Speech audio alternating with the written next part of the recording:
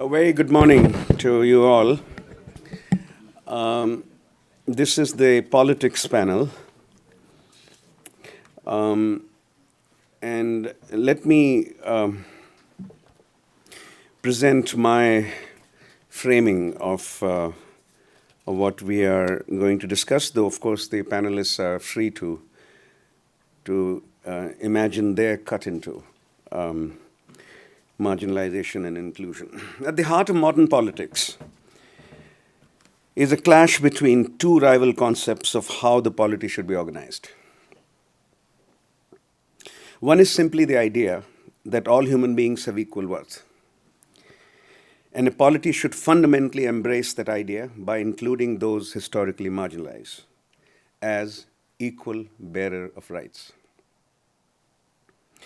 Clashing with this notion is the idea that this matter cannot be decided on an individual level.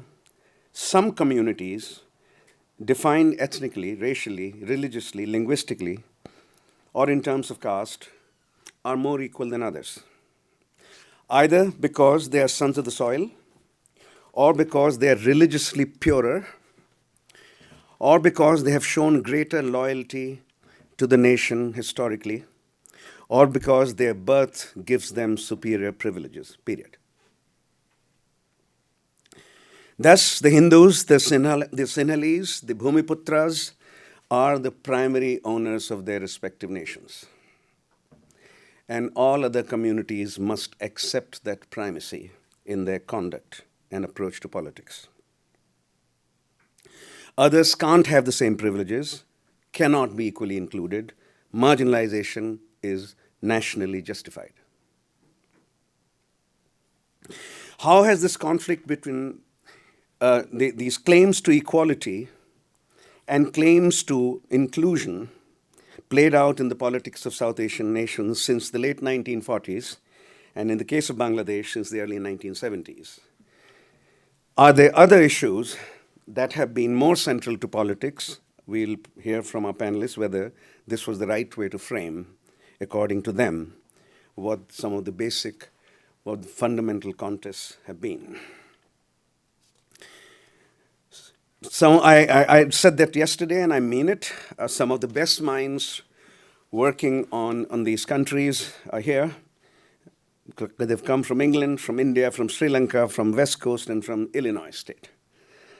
And they'll guide us think through these very horny issues. Each will have 15 minutes, and we will begin with Nepal and then Sri Lanka, and then go on to Bangladesh, Pakistan, and finally to India. Our Nepal discussion will be led by Avidit Acharya, who was born in Kathmandu and lived and received much of his high school education there before coming to America and becoming a political scientist, specializing in American politics also. He has papers on Nepal. But the book that I found most illuminating was his book with two other colleagues on the American South and how the patterns of electoral politics, of voting or politics in the 1860s and 70s and 80s are connected to how we can show that they're linked to the patterns of electoral and political behavior of the various races today. This was the book called Deep Roots, which made Avidit very famous. But Avidit reached American South through his background in Nepal. Avi.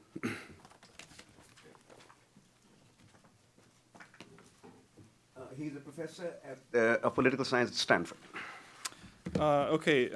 Thank you so much, Ashu, for inviting me and giving me this opportunity to speak about Nepali politics, which for me is actually a rare opportunity, since, as you mentioned, I work on American politics mostly these days.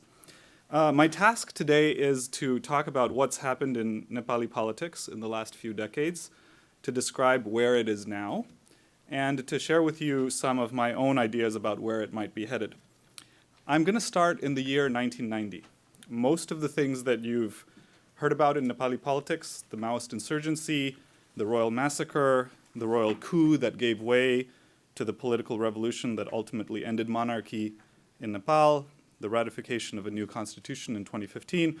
All of this is part of a political evolution, a trajectory that, in my judgment, starts with the end of absolute monarchy and the restoration of multi-party democracy in Nepal that took place in 1990. So what exactly happened after democracy was restored in 1990? Well, it's the usual story. So there was one major party, the Nepali Congress Party, that had taken the leading role in the revolution that reinstated democracy after 30 years of absolute monarchy. That party came to power in a very big way following the 1991 general election.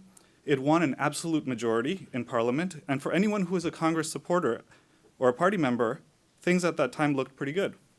The expectation was that the Nepali Congress was going to be the dominant player in Nepali politics for many years to come, much like the Indian Congress, which, after leading the independence movement in India, came to power and became the dominant political force in India for decades. That was the outlook then, and this outlook meant that if you were one of the opposition parties in Nepal at the time, and these were mainly communist banner parties, political prospects looked pretty dim. What were the options? One option was to remain as an opposition party in mainstream politics and patiently wait for the political tides to turn and hope that power would eventually circle around to you. This is the path that was taken by the main opposition party, the CPN-UML, the Communist Party of Nepal United Marxist-Leninist. The other option was to leave mainstream politics, asserting that the system is rigged, it continues to be flawed, fundamental constitutional changes are still necessary to set the country on the right path, basically to argue for toppling the new system and starting afresh. And this is the path that some politicians who were previously affiliated with the third largest party, the United People's Front, took. In fact, these UPF politicians were the people that went underground and formed the Maoist party that initiated the insurgency in Nepal in the mid-1990s. In many ways, the strategy of leaving mainstream politics made good political sense, shrewd sense for these politicians, given the outlook at the time, because the UPF was the third largest party in the 1991 general elections with only 9 seats to Congress's 110 seats and the UML's 69 seats. So they were a distant third and probably thought that they had no prospects of coming to power if they stayed in mainstream politics. But in fact, this whole outlook turned out to be completely wrong. The Nepali Congress did not rule for decades as the predominant political force. It didn't maintain its majority or even plurality in parliament. Instead, the first Congress government fell in about 3 years due to factionalism. And then at this point, we start a period in which Nepali politics is incredibly fractured. There are lots of factions, rapid government turnover. The communists come to power in 1994, and even some of the old guard, the leaders of the pre-1990 panchayat system, return to office as well. For those of you who know these names, Lokendra Bahadur Chand becomes prime minister, Surya Bahadur Thapa becomes prime minister. There's no stability at all, and there's no predicting what's going to happen in Nepali politics. Meanwhile, the insurgency is raging in the remote Midwestern region of the country, and the Maoists are drawing support from many marginalized groups in Nepali society, even though the top leaders of the party mainly come from the privileged Baun Chetri, Brahmin Chetri hill communities. This situation continues, and there's a sort of a stalemate between the insurgents and the state, and it's not clear how this conflict is going to resolve. Then an unforeseen shock, a major event takes place and shifts the trajectory of Nepali politics in important ways. The royal massacre. King Birendra in 2001 is murdered by his son, the crown prince, allegedly over a dispute about who was going to be his bride.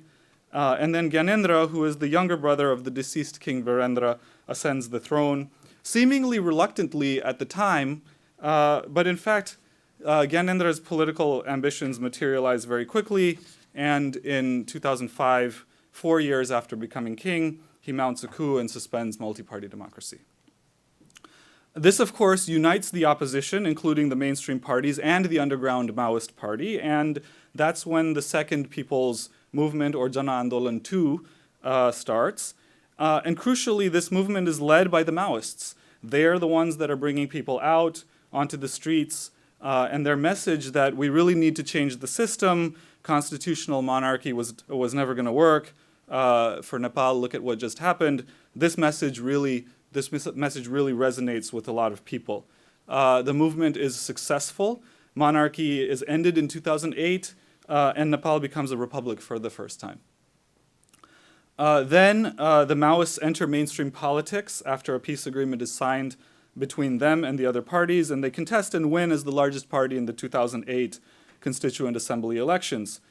So it's very similar to 1990 in the sense that a big system-level change happens, and the party that leads this change emerges in the first election following it as the most successful group.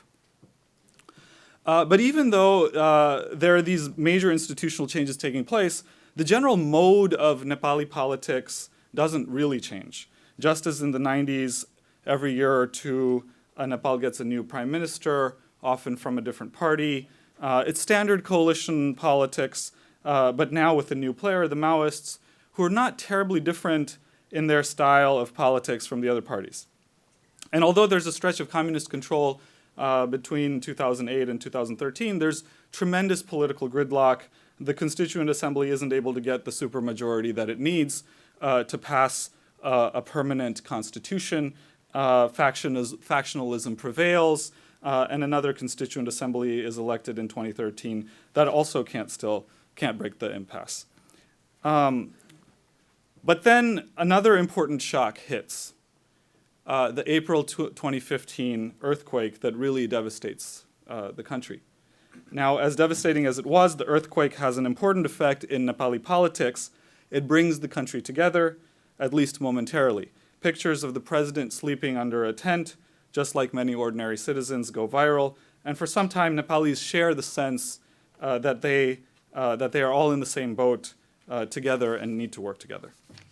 And so after 7 years of gridlock, 2 Constituent Assembly elections leading to nothing, the earthquake hits in April of 2015. And by the end of September of that year, in a matter of months, a constitution is drafted, it's passed and ratified with the endorsement of 90% of the legislators. Nepalis have been living under this constitution for the last 7 years, but Nepali politics have not yet found an equilibrium. In fact, despite overwhelming support from the main political parties, the constitution has been extremely controversial, bringing to surface some really vexing political issues. So what are these issues?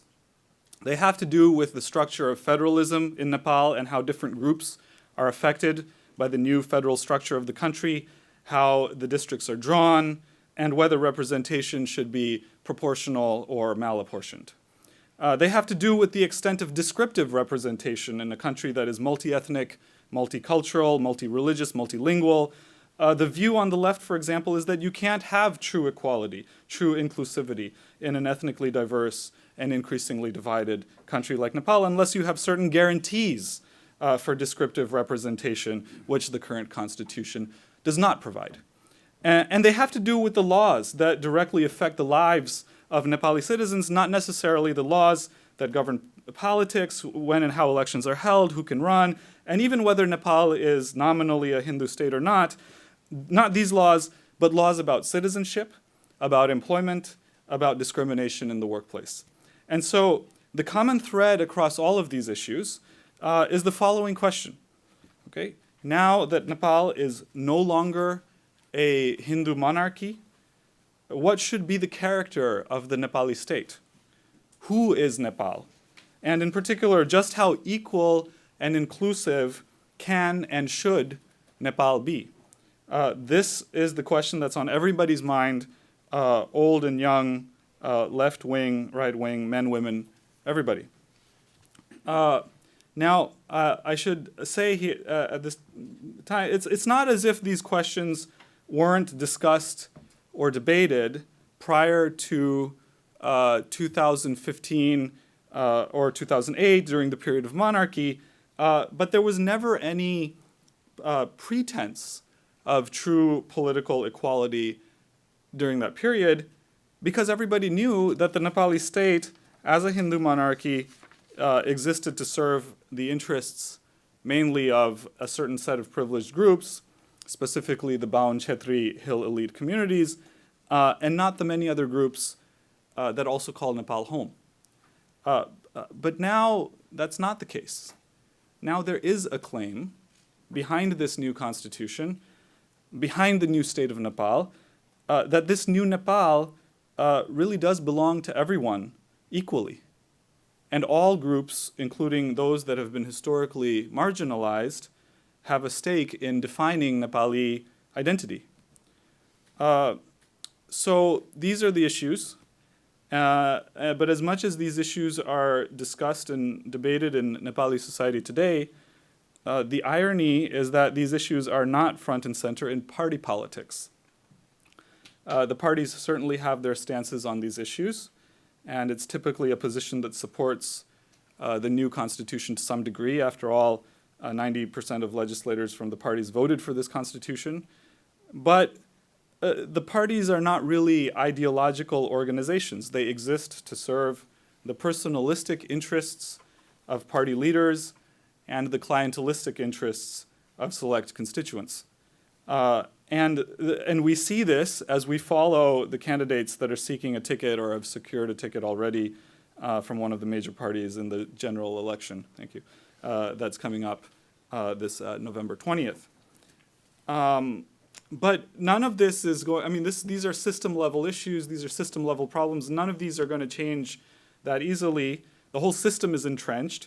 And despite some recent successes of younger independent candidates, like in the Kathmandu mayoral election and other local elections earlier this year, I think that Nepali politics will probably just continue being fragmented, unstable, and detached from the most salient issues that are on people's minds until maybe after the next major shock hits the country and changes the course of Nepali politics yet again. Thank you very much.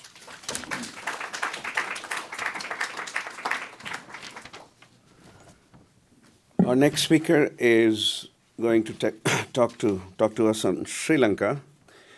Paikiasothy Saravanamuttu, we call him Sara, I've known him for very long. The founder, executive director of the Center for Policy Alternatives, which is where I was affiliated during my Sri Lanka work for many, many years.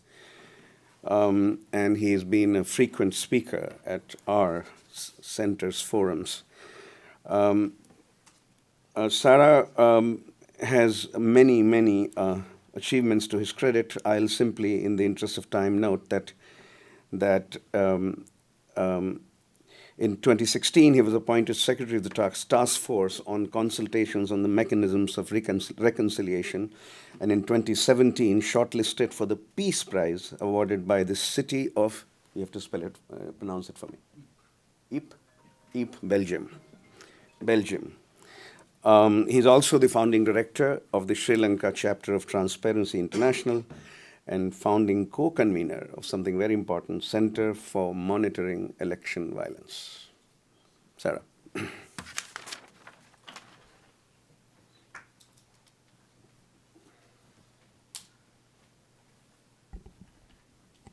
Good morning, everyone, and thank you, Ashu, for that introduction, and thank you for inviting me to share my thoughts on what's happening in Sri Lanka at the moment, and my very best wishes to the Saxena Center.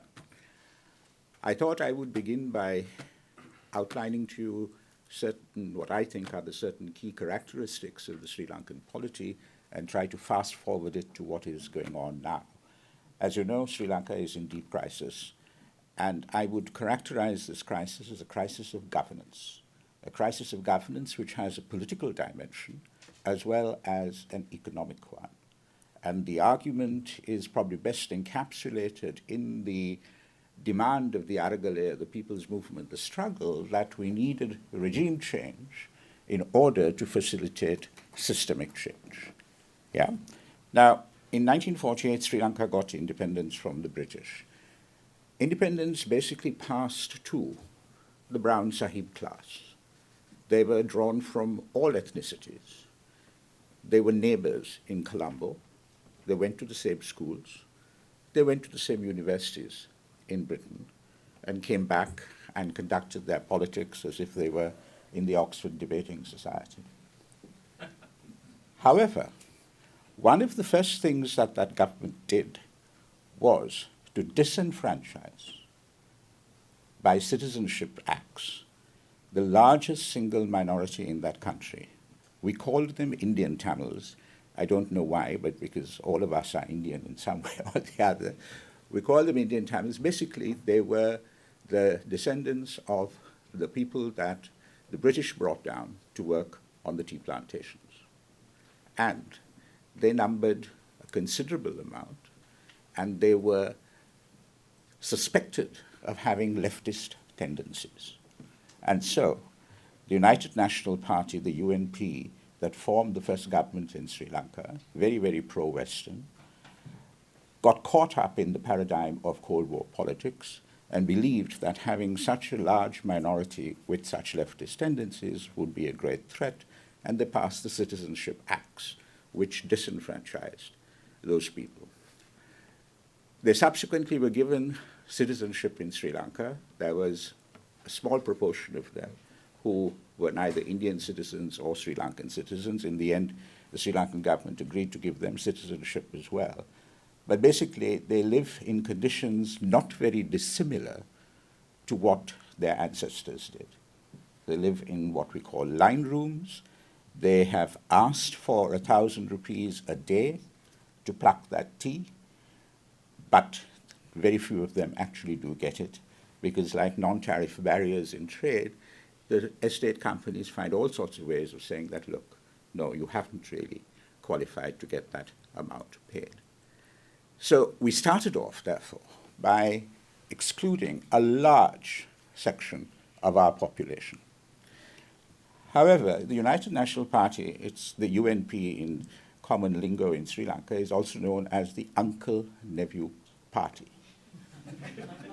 And that will give you an indication of the extent to which our politics is largely dynastic and family-oriented. We have the Senanayakas, the Jayawardenas, the Vikramasinghes, the current president, Jayawardena, who introduced the executive presidency, and then we had the Bandaranayakas, Mrs. Bandaranaike, her husband, who was assassinated. She was a widow of Mr. Bandaranaike, and then the daughter, Chandrika Bandaranaike Kumaratunga. And then we have the latest new entrant, and that is the Rajapaksa family. So we had Mahinda Rajapaksa as president, Gotabaya Rajapaksa, his younger brother, as president as well, plus another 20 to 30 members of the family who were put in key positions of power and authority. Now, the big divide in Sri Lankan politics has been arguably at one level between left and right on the economy. The UNP was seen as the pro-capitalist party. The Sri Lanka Freedom Party was seen as the party of the people and came in with social democratic or socialist ideas. But there is another bigger divide, and that is that irrespective of their ideological differences on the economic side, they were both majoritarian in outlook, very, very strongly majoritarian in outlook. And what happened as a consequence was that the initial implicit understanding with the colonial authorities that Sri Lanka was an island in which the polity was to be based upon the notion of unity in diversity broke down, basically, because 75% of the population was Sinhala Buddhist. And it's important to note that the identity, the majority identity, is Sinhala Buddhist as opposed to Sinhala or Buddhist. 75% of them are. And so, in 1956, we really have the dawn of a two-party functioning democracy. Mr. S.W.R. Bandaranaike, who came from a low country aristocratic family, educated in Oxford, etc., came forward as leader of the people, as it were. He was a leader of 5 forces: the trade unionists, the farmers, the teachers, the local doctors, and I've forgotten what the 5th one was. Anyway, it was called a 5-power alliance that swept to power. And it swept to power on one single issue: language. Sinhala only was the cry. And he swept to power on that basis, and as a consequence, the country changed irretrievably, quite frankly. Because, yes, English was the dominant language, but spoken only by very, very few people. As a consequence of the way that the British governed, divide and rule or whatever, the Tamils, after the Burghers, who were partly Western, were given key positions in the civil service, etc. But once Sinhala only came in and they were forced to learn Sinhala, large numbers left. So that was the first wave of the Tamil diaspora in the 1950s. They were educated people. There was an absolute premium on education in the North because it is not as fertile as in the South, where you say you drop a seed anywhere and it'll grow. It was an absolute disaster. Because what it meant also was that in education, for example, you were supposed to learn in your mother tongue. And your mother tongue was either Sinhala or Tamil. So school children from either of those ethnicities never shared a class unless they shared a period in English. Likewise in university. And we still suffer from that because we have a cadre of university lecturers, etc., who have been literally frogs in a well. Some of them have gone out to do their master's courses abroad. The vast majority of them are still stuck in Sinhala and Tamil. And the textbooks in Sinhala and Tamil, of course, are not up to date. They're at least 20 years old. Yeah. So you got this majoritarianism. Bandaranaike tried to bring in legislation talking about the reasonable use of the Tamil language, etc., but the Buddhist priests, who were one of the 5 in the 5-power coalition, the Buddhist priests demonstrated outside of his residence when he signed the pact called the Bandaranaike-Chelvanayaka Pact with the leader of the Tamils, and he was forced to literally tear it up in their presence. But another thing happened as well. The United National Party opposition staged a major march from Colombo to Kandy, where the Temple of the Tooth is, against the Bandaranaike-Chelvanayaka Pact. And as a consequence of that, in Sri Lankan politics, whenever a party has been in government and tried to deal with the ethnic conflict, or the national conflict, as you call it, the opposing party has opposed tooth and nail. And when they get into power and try to do something, the same thing happens.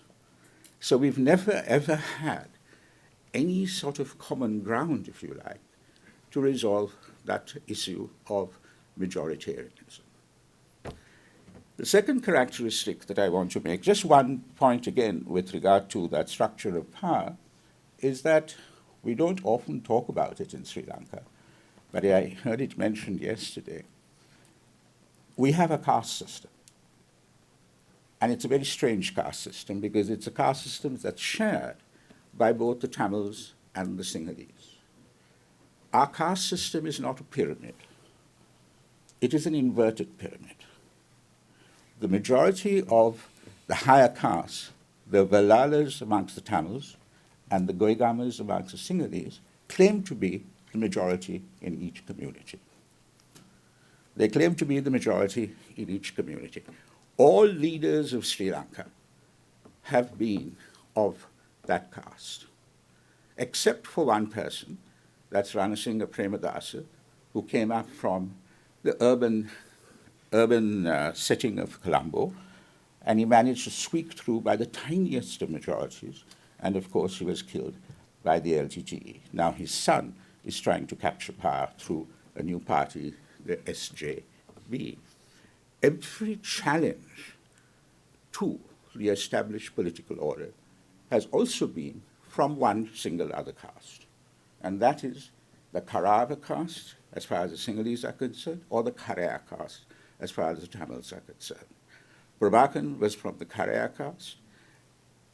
Rohana Vijayveera, the leader of the insurgency in 1971, in 88, 89, was also from the Karaya caste. So there is that division as well. Within the Goegama caste amongst Sinhalese, of course, okay.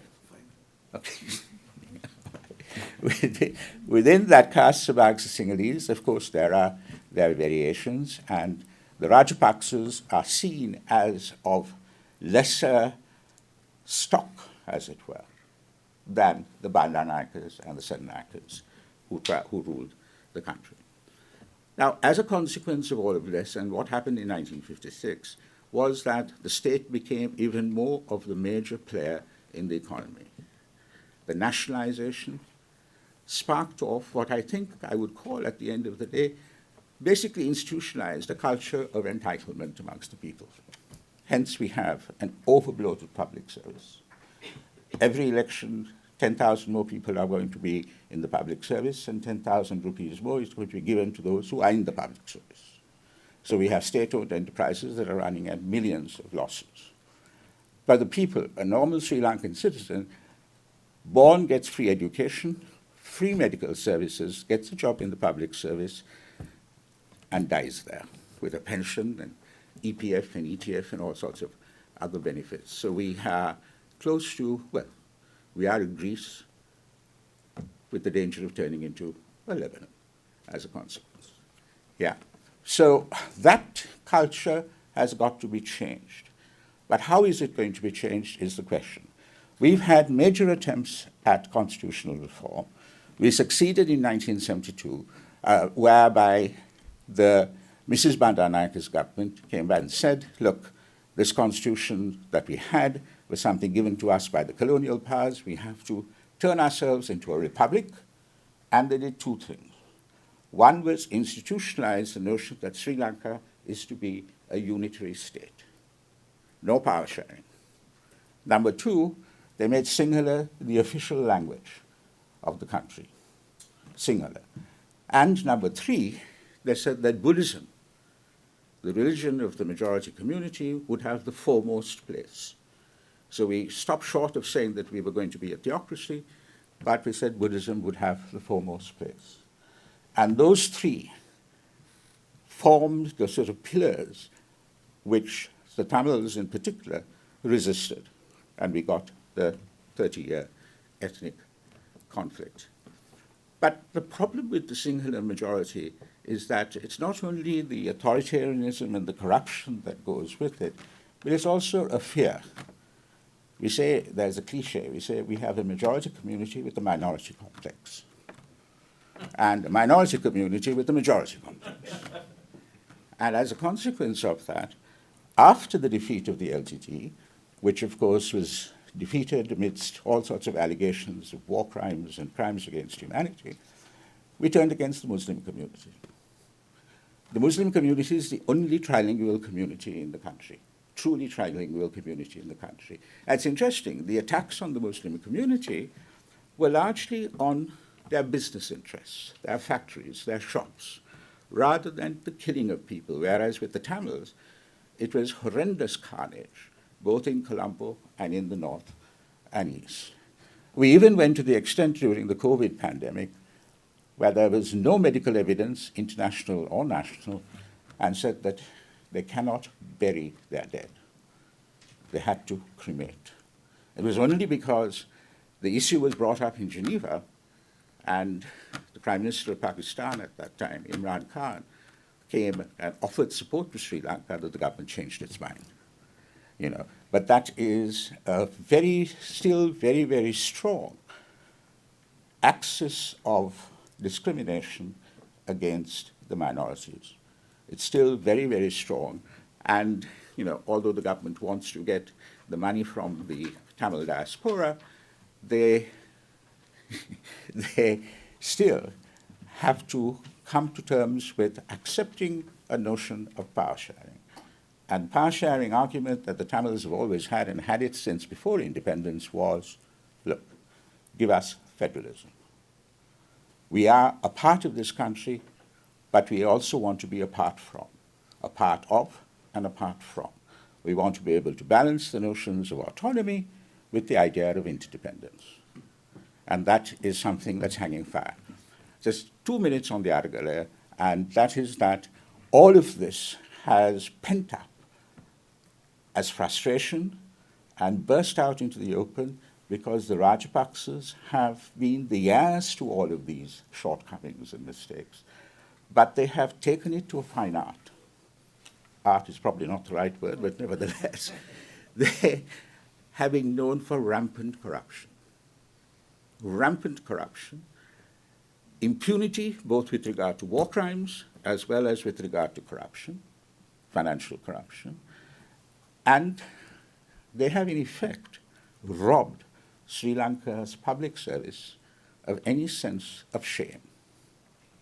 And I think that's quite horrendous because at one level maybe our societies are more based on shame rather than on guilt, but we don't have shame anymore as far as public service is concerned.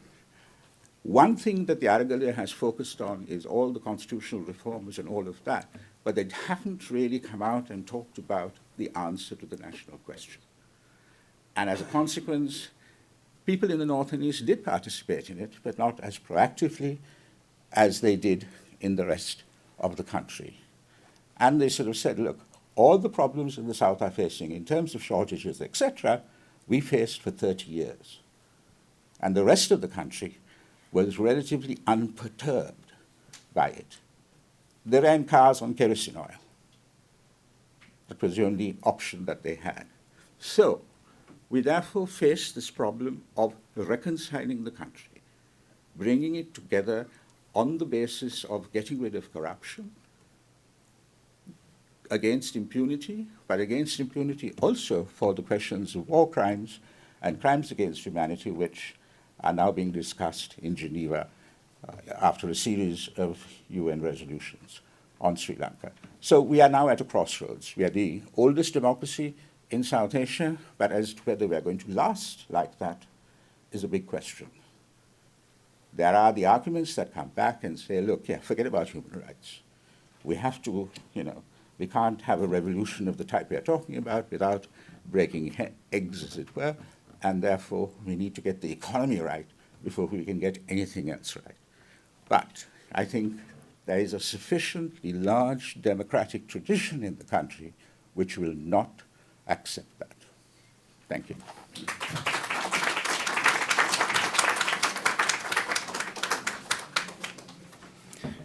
Thank you, Sarah. Ali Riaz is our next speaker. He's a distinguished professor of politics and government at the Illinois State University, 2.5 hours south of Chicago, where he also held the Thomas Eimerman Professorship for several years. He has been writing on Bangladesh, and I invited him after reading an essay that he wrote for Bangladesh's 50th anniversary for Foreign Affairs, an essay of stunning intellectual clarity, I thought.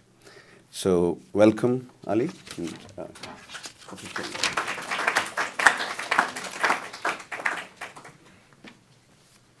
Thank you, Ashu, for the opportunity to be here and your very kind and generous introduction. What I'm trying to do today, in next 14 and a half minutes, is to focus on the contemporary Bangladesh, what is going on in Bangladesh, and try to relate it to the exclusionary politics that has been dominating Bangladesh for the last decade and a half. And I think that is what we need to focus on at this point. Bangladesh is on the news again, and I say it again because over the last decade or so, Bangladesh, whenever it was on the news, It happens to be all these phrases, the Bangladesh miracle, the Bangladesh paradox, that Bangladesh is doing extremely well, which is in part true. Only that we missed few points that is now coming back and haunting us quite badly. What are the things that is positive? The GDP growth that we saw, 6% and above for more than a decade. As a matter of fact, Bangladesh's journey for this economic growth started in 1990 when Bangladesh entered into the democratic era as well. We are missing that point. Sometimes we just simply forget that it has a political connotation to it. The second thing, that reduction of poverty, absolutely stunning. 15 million people were taken out of the poverty, over less than a decade. Overall poverty rate has, have become since 2000 in last 20 years. However, there are other side of the story of this economic miracle. What is the other side of the miracle? Look at the, income share, increasing disparity. The bottom 40% of the people has 21% of income. What is the top 10%? They have 27% of this income. As you can understand, this is the situation. Unemployment official statistics is 12%. Among the youth, overall 5.5%. It has been continued, and there are serious concerns with respect to these numbers. But Bangladesh is back on the news in recent days because Bangladesh has requested $4.5 billion from the IMF over the next 3 years. And that is not the only thing they have asked. They have already asked about $1 billion from the World Bank, to roughly about $2.5 billion from Asian Development Bank, ZICA, and other multilateral organizations. Dwindling foreign reserve, as we speak today, it is about $37 billion, which was about $45 billion a year ago, less than a year ago. Energy price hike has almost 50% that we have seen. Trade deficit in last year was $33 billion. Had Bangladesh been achieving this enormous economic growth, what actually prompted this kind of situation? Government has two arguments. One is the COVID-19, which absolutely, in a sense, if you look, apparently it is true that all the economies around the world have been affected by the COVID-19. So, how far that actually is true? If we look at the figures from 2019 through 2021, Bangladesh government received $5.8 billion from various multilateral organizations to combat COVID-19. $732 million from the International Monetary Fund, $1.4 billion from the World Bank. If you add up, it is more than $7 billion that Bangladesh had received to combat COVID-19. And I'm not talking about the other projects, precisely to. The second thing is that how much they have spent actually on the COVID vaccine.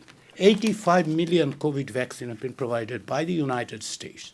And those of us here from the United States, it's our taxpayers' money. 85 million vaccines have been provided to Bangladesh free. Bangladesh has topped the list of the US vaccines. So, if it is COVID-19, after all these things, $7 billion and all these things, why it is so? I would argue there are four things that we have not noticed. There are four reasons that has been going on for this current economic crisis. And the economic crisis, I'm going to come back and say, this is because of a non-inclusionary political system that has emerged over the last decade or so. What are those four factors? Number one, the infrastructure. As enormous, expenditure on infrastructure. Some of them are absolutely necessary infrastructure, but the point is how much money are you spending on?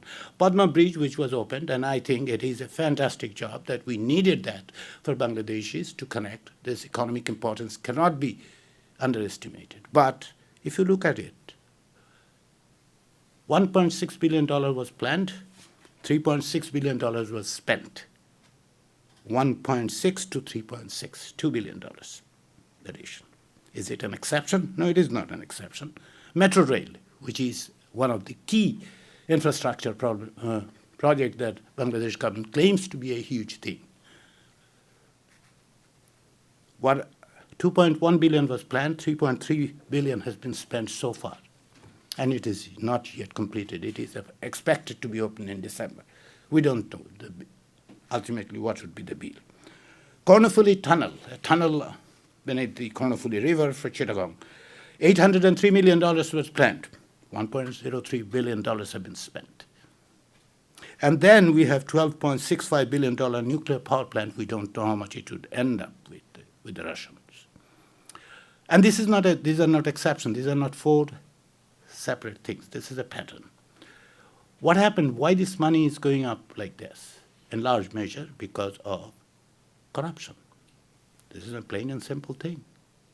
The second, the loan default in 2019, as we speak today, this morning, as we have figured out, loan default has reached $13.25 billion. $13.25 billion.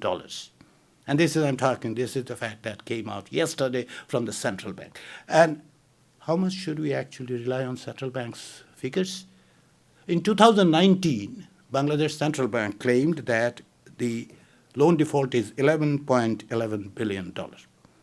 IMF said it is exactly the double. Now they're saying $13.25 billion. Default loan is about 8.96%. It was 8.53 only 4 months ago. Okay. So that is the second point. Third point, power sector. I mentioned the energy has gone up 50%, right? The enormous subsidy that has been provided to, where did this subsidy go if it is not helping the people? Between 2001 and 2021, $7.1 billion of subsidies have been provided to Power Development Board. Until 2005, $3 billion was provided to the Petroleum Corporation. But in 2009, what is described as a quick rental projects that has been started. And initially, we were told that it is a stopgap measure that would go away. 2009, and we are talking 2022. It hasn't gone. How much that money has been spent? Most of this money has been spent on what is called capacity charge. 12 companies have received $5.5 billion. And most of them are well connected to the government and the political party. Between 2009 and 2018, the third factor, capital flight, $8 billion has gone out from that country. So how these things happen? Why these things happen and nobody spoke? One is precisely because the apologists of the regime keep on telling us that everything looks fine. Because we are having a huge bridge or a tunnel or something of that kind. All of them are necessary. Does not mean that you have to spend so much money and there has to be a clear-cut impunity. And there is no kind of transparency whatsoever. Why this transparency is completely absent? Because of a non-inclusive government. Bangladesh entered into the democratic era after 15 years of direct military rule, and I call direct military rule. As a matter of fact, I think that until 1990, Bangladesh has faced civilian and military authoritarianism since its independence. In 1975, there was a one-party system that was created that cannot be claimed as a democracy. So until 1990, it was a military and civilian authoritarianism. Transition took place. But thereafter, the political equilibrium was between two political parties, between Bangladesh Nationalist Party and Bangladesh Awami League. Power alternated, and Bangladesh invented a system called caretaker government, which is not perfect, absolutely not. However, nevertheless, it created a vertical accountability mechanism. Every 5 years, the political party had to come. That was taken away from the constitution in 2011. Since then, Bangladesh has two elections in 2014 and 2018, completely non-inclusive. 2014 election was a one-party election, so much so that 153 out of 300 parliamentary seats was elected unopposed. Basically, most of the parliament was elected, but not through the election itself. So this is the vertical accountability mechanism that has gone away. But accountability is not about vertical accountability. It is also about horizontal accountability. What are the horizontal accountability we are talking about? The presence of the civil society. Bangladesh had a very vibrant civil society. During the military era, particularly between 1982 and 1990, the civil society has spoke, fought, and insisted upon the accountability. That has been decimated practically through vilification and also through laws. In 2016, a law with respect to the NGOs were created, which has practically been stymied the entire NGO sector. The NGO which has contributed to the development of Bangladesh, we talk about it, right? Yet, this is what has happened. But is this the only one? Freedom of expression has been criminalized. And I can give you figures, 2018. Since then, what happened between, Digital Security Acts had allowed the government to seize anything which is potentially to be used to criticize the government. Your computer can be seized, your telephone can be seized. And it is legal, it is absolutely legal. Digital Security Act 2018 has given power to the police that they can actually enter into your house and seize any equipment that is considered. And what have we seen since then?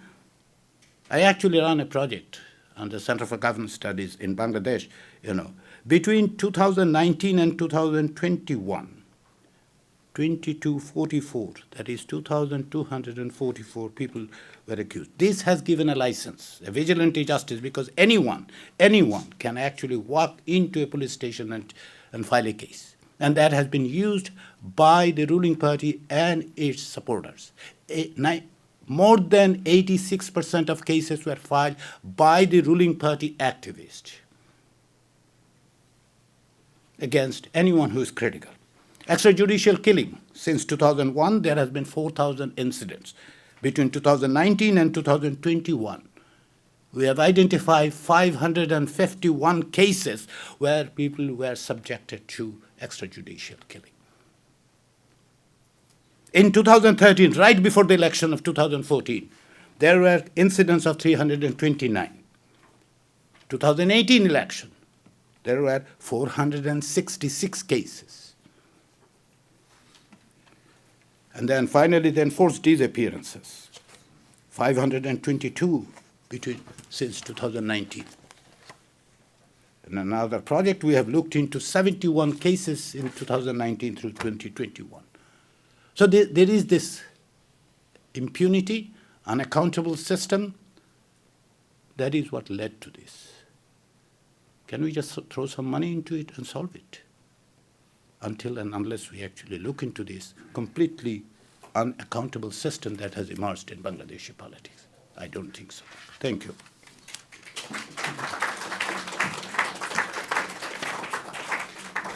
The political story is not improving. The economic story yesterday was mixed. If there was micro enthusiasm but macro pessimism. So there was certainly mixed, but political story is not improving at all. Nepal's prediction is not very sanguine. Sri Lanka's prediction has been, well, we'll see what happens. And Bangladesh, we had a dark prediction again. Let's see whether Pakistan provides a ray of light, a ray of hope under the charismatic return of Imran Khan, if that happens, at any rate. Our speaker on Pakistan is Shandana Khan Mohmand, has visited us before. She leads the IDS Governance Research Cluster, an IDS Pakistan hub, that is Institute of Development Studies in Brighton, Sussex. When she last came here, she presented her book, Crafty Oligarchs and Savvy Voters, Democracy Under Inequality in Rural Pakistan, based in Punjab, which is not her home state, but she worked in Punjab, published by Cambridge, and she is on my board the Oxford University Press Modern South Asia Series board, along with Pratap, who's also here. And she's also a fellow at the Mehboob-ul Haq Research Center at LUMS, Lahore University of Management Sciences. Shandana, give us a ray of hope.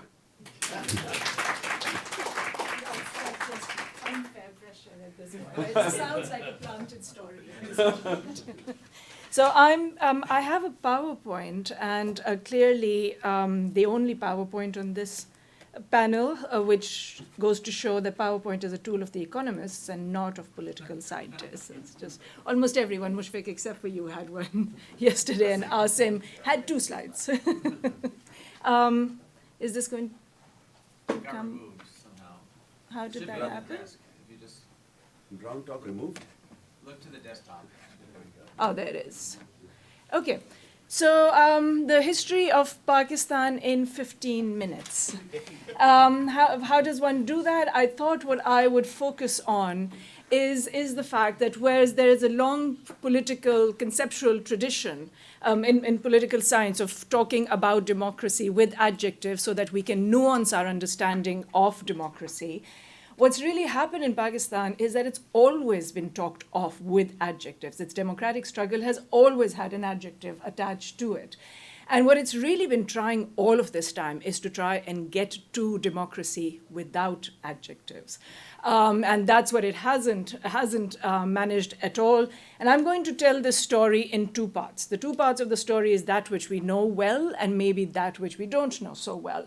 And I'm going to use 4 adjectives to try and describe these 2 parts of the story. So what are these 2 adjectives that have been used for it so far? The first one is possibly the story you know very well, and you possibly thought I was going to tell today, which is that it is a hybrid regime. It's a hybrid democracy. Why is it hybrid? Because it has had the army consistently in power through all of its life. The timeline here shows you that there have been 3 distinct periods of army rule, started with General Ayub Khan in 1958, the quite brutal rule of General Zia-ul Haq starting in 1977 after the hanging of Zulfikar Ali Bhutto, and then very recently in 1999 with General Pervez Musharraf. And in the middle of all of this has been interspersed periods of civilian rule. I'd like to use the word democracy, but like I just said, it's so full of adjectives that we've constantly wondered about the extent to which we can actually use that. But there's been civilian rule, good moments of democracy, worse moments in all of that. And if you notice, this is something that I really like to point out, is if you look at that, it's mostly periods of 11-year. They're 11-year periods. So around the 11-year mark, we start to get very nervous about what's going to happen in the country. But except for a few exceptions, it's mostly 11-year periods. And in 2008, we had the most recent transition. And now the 2 men sitting there in suits, Imran Khan and Nawaz Sharif, and it's essentially passing between them. And the question that we now have before us that's been asked fairly regularly is whether or not the army has finally lost political power. And just about this year, so this is a really good time to be having this conversation. Just about this year, we've started to talk about the fact that maybe the army in Pakistan is not as powerful as we like to think. And so, but you know, the jury's out on this. There's 2 sides to that debate. One says, no, it hasn't lost any power. In fact, all of the drama that you saw in April this year, which resulted in the removal of Imran Khan's government, in Pakistan's first ever vote of no confidence that was successful, and that was entirely orchestrated by the army, and the fact that Imran Khan also brought into power allegedly by the army and the support that he got from the army was essentially sort of he'd managed to upset them, and therefore we saw all of what happened in April. On the other hand, if you start looking at the details of that period as well as what's happened afterwards, there is now a very strong narrative around the fact that possibly the army has lost political power in a way that we don't understand, and that the struggle between the army and political parties is now a very real one. And whereas there has been this entire period of orchestrating parties and bringing them to power, that over time the army has managed to lose some of this power to these political parties. So that public sentiment now in Pakistan is possibly more vocally anti-army than it ever has been in the past, and more supportive of political parties, and more identifying with political parties than it has been in the past. And that there's another important actor that's really competing with the influence of the army now, which is the superior judiciary, and the extent to which they play a role in destabilizing governments, dismissing prime ministers, or just weighing in on every constitutional crisis and political conflict in the country. So that the role that we've seen of the army is now also being played by the superior judiciary, but the story very much is about the fact that it's been a struggle for political parties, and what we have at best is a hybrid democracy. The other one, of course, is the fact that it's an unequal democracy. And we've heard lots about this from the panel today, as well as the panel from yesterday. We have lots of indicators of socioeconomic inequality. But I thought I would focus in the ways in which democracy doesn't work for large groups of people, in talking about why it's also an unequal democracy. And of course, it's been incredibly unequal across provinces. The most blatant case of this was visible to us in 1971. But that sort of, the working of that center, West Pakistan at that point, and since then Punjab, and its preponderance in the politics of Pakistan, has continued to make life very, very difficult for provinces, for other provinces. And so half of parliamentary seats belong to Punjab, and therefore it's absolutely true that whoever controls Punjab controls the center. Right now, that isn't what's happening, but it's pretty much been consistently that for a while. And what this implies for other provinces, for East Pakistan before 71, for Balochistan and Khyber Pakhtunkhwa ever since then, and the sorts of movements that it has consistently given rise to against the state. So there's been secessionist attempts in almost all provinces, except for Punjab, clearly. And the fact of also the very brutal repression that you then see in these provinces. So as Mushfiq and Ali have both said today, there is a real concern about what you say in public forums and who you're talking about, and we sort of all live under that kind of pressure of being able to talk about secessionist movements that are happening in Balochistan and KP right now, which remain incredibly volatile issues in Pakistan. Beyond the provinces, it's also been an unequal democracy for its minorities. This is for minority religions, for sure, who until recently have been on what we call a system of separate electorates, and so separately electing their representatives to parliament. But possibly the most dangerous and deep fault lines and the deepest, most frightening backlash exists against sects that are not minority religions within the dominant religion itself. And these are Shia groups and Ahmadis in particular. And the discrimination that you see here, the inequality that you see here, is very much by design. It's not just because of failure, of state failure, but very much by design, in the sense of, we were having this discussion yesterday, Ashu, is to get a passport, I must declare against the Ahmadis. Now, apparently, as of this year, to get married, I must declare against the Ahmadis. And so it's very much by design that this kind of unequal democracy has been created for minority sects and religions in the country. Of course, it is also problematic for the poor, and very much because of the dynastic politics that Sarah was talking about in Sri Lanka. We share that. So some of my colleagues, Ali Chima and Hassan Javed, sat down to count.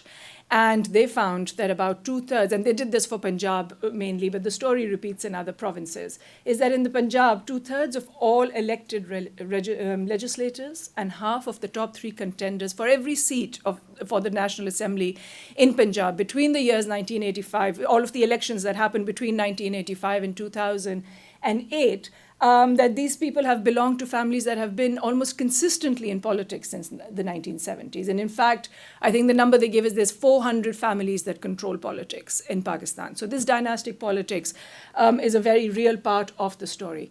But perhaps the story that we haven't heard enough about since yesterday, and I really want to focus on for a while, is that of how these democracies, and across the board, and I'm sort of speaking across because I'm the first woman to have spoken at this conference so far. So this is a story.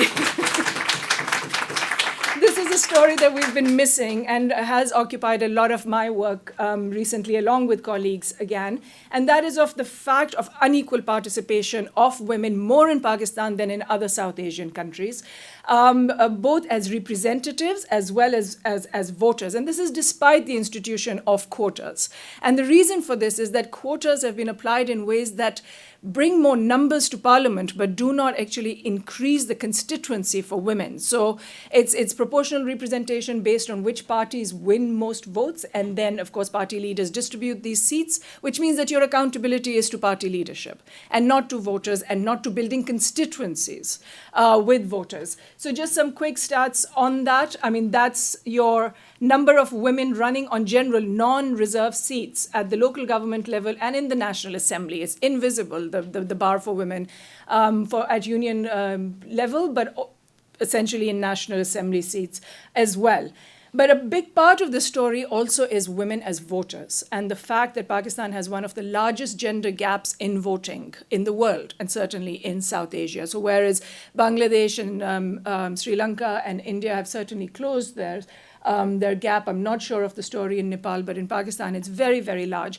And a part of the story is we asked people about whether or not they were, in one of our recent surveys, about whether or not they were contacted by a broker. And that, again, is the number for women and men. So parties are not connecting with women. Some of it because there aren't women in parties, but also because of the fact that nobody's really doing this. And I have been on some sort of campaigns with parties to just sort of see what happens when they arrive at the door. And yes, women are not a constituency for this.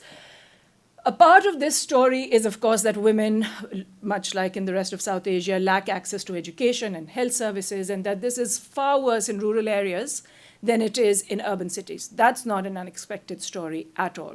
What is very unexpected is that the gap in political participation is larger in urban areas than it is in rural areas. And this is true of India as well, apparently. So cities, the politics of urban areas is not working for women in South Asia. And this is becoming a large part of the work we now want to look at, is why do South Asian cities not work for women in particular, across a number of dimensions, but certainly in politics. And part of this story, I think, has to do with the fact that women's participation is mobilized through clientelism and through families, rather than as voters in and of themselves, which goes back to what I was saying earlier about women being able to build constituencies that are theirs, and parties thinking of women as constituencies. And what we found very excitedly in a paper that's just come out this year called Canvassing the Gatekeeper is that this is not difficult to solve. We got an 8% increase to a gap of 9% in the vote through an experiment. And it wasn't a very deep experiment. We talked to households, but where we talked to both men and women. And essentially the gatekeeper here is the man in the household.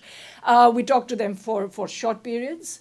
And it turned out 8% more women, given that the gap itself is 9%, is a big turnout change. And so essentially what it comes down to then is that it's not structural, it's just a lack of effort. It's a lack of effort and recognition by political parties and political actors.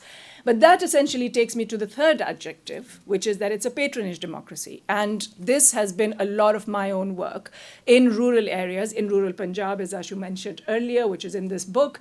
And it's based on this basic story of what I think is happening in rural areas is that voters connect with political parties and with Pakistan's democracy, Pakistan's politics, either as clients or as part of kinship networks. So a larger South Asian story where India has been called an electoral sort of patronage democracy as well, of the fact that this is essentially kinship, ethnicity, and clientelistic networks. And a big part of that issue essentially is the fact that that there is no sort of moving above the logic of village politics.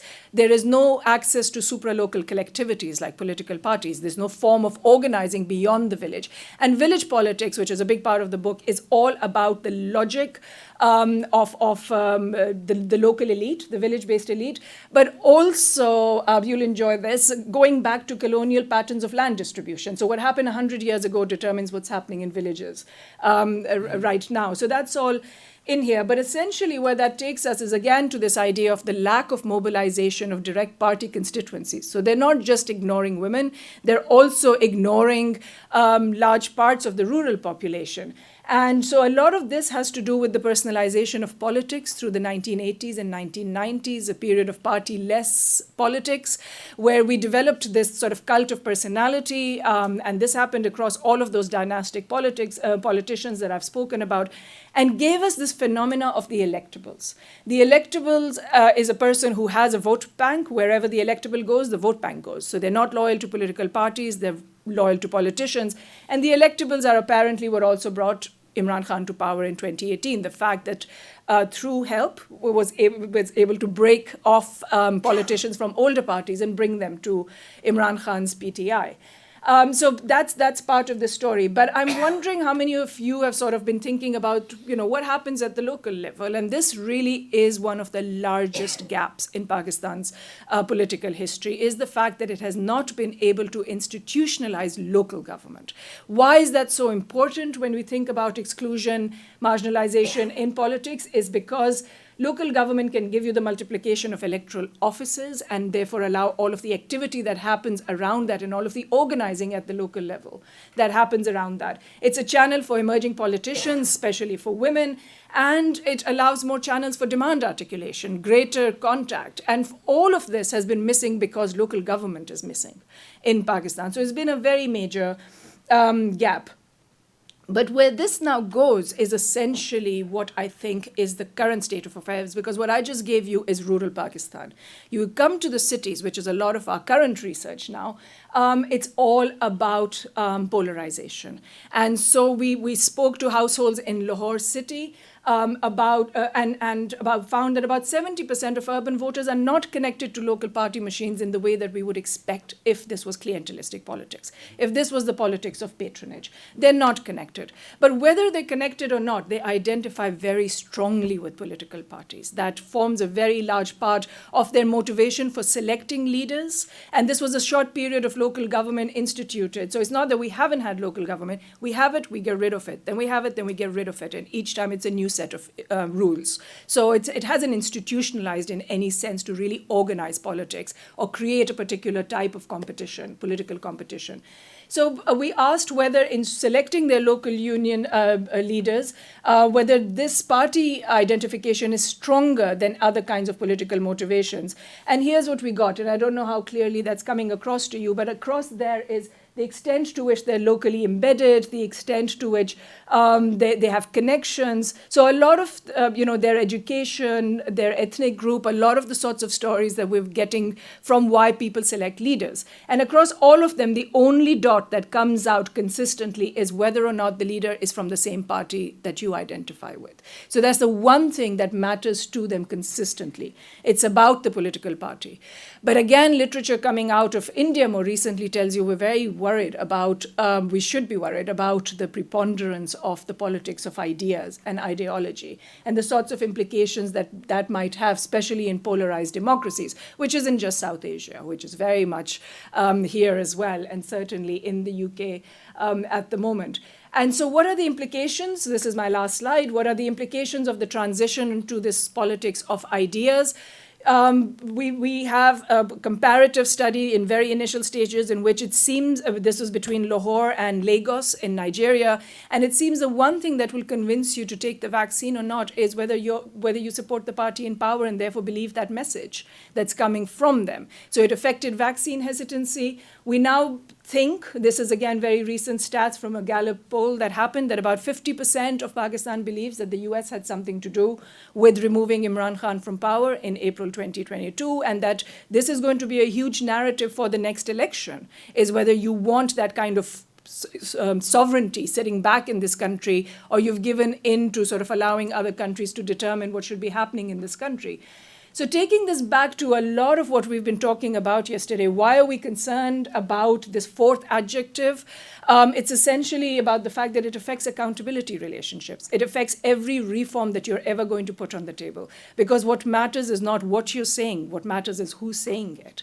And so that has implications. And if that's the note I leave you on, then this is a hugely comparative conversation. And thank you to the Saxena Center and the Saxena family for enabling those kinds of comparative conversations, because this is not a unique story. So I started on a slide that is unique, but I think what's happening in Pakistan is absolutely shared across the region when it comes to polarization and ideology now. And that's it.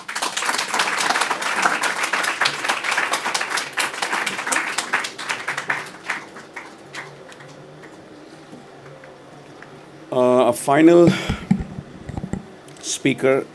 I don't know whether he'll present a rosy picture. I'm not sure. Anyone who's read Pratap, Bhanu, Mehta for the last 10 years in Indian Express perhaps would not expect a rosy picture, but let's see. Pratap, I've known since the early 90s. We were junior professors together at Harvard. He returned to India in 2000 or 2001 and served briefly at JNU, then led the Center for Policy Research, then led Ashoka University, and left it last year, 2 years, last year, and is now for half the year at the Center for Policy Research in Delhi, and for half the year, the Lawrence Rockefeller Professor of Distinguished Teaching at Princeton, which is also his alma mater, one of his alma maters.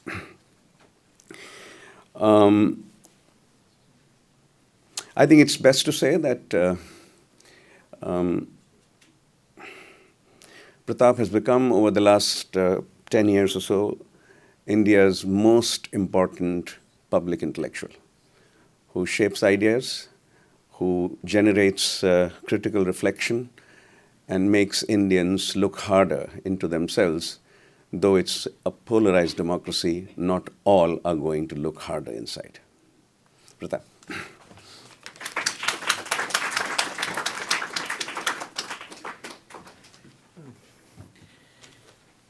I wish some of what you said was true, Ashu, but certainly a description. But thanks for the generous introduction, and thank you to the Saxena Center and the Saxena family for this occasion. And I'm going to actually take the liberty of picking up on something that Mr. Parag Saxena said yesterday, that this center should be an occasion for thinking. And thinking is a very special term, actually. Sometimes social scientists don't do it. But I'll take it as a license to sort of just provocatively raise 6 points, and there are about 100 sub-points under each. But so I'll give you 2 extra minutes. yeah. So the starting point, I think, since we're talking about comparative conversations and the note the last presentation ended on, India and the United States, in I think their intellectual orientations and cultures, are very alike in 2 respects. First, they're very self-absorbed and narcissistic. The outside world doesn't matter. We are unique, sui generis. We are nothing like it. But the second is that their identities, their projected normative identity, not the descriptive reality, has been premised on a certain kind of conceit that we can buck every historical trend. So the world said in the 18th century, you cannot have a large representative democracy in a big territory, large population. 1776 is the beginning of the breaking of that mold with all its caveats, right? India, the project of India, the Indian Constitution, said every single country in the world has been majoritarian. Every single one. There hasn't been a nationalism without majoritarianism. Okay? There hasn't been the creation of a democracy without majoritarianism. Not a single one across the world. Can India buck this trend? And it is this conceit that in some senses has both provided the historical fascination of these projects and the absolute colossal disappointments that they don't actually live up to it.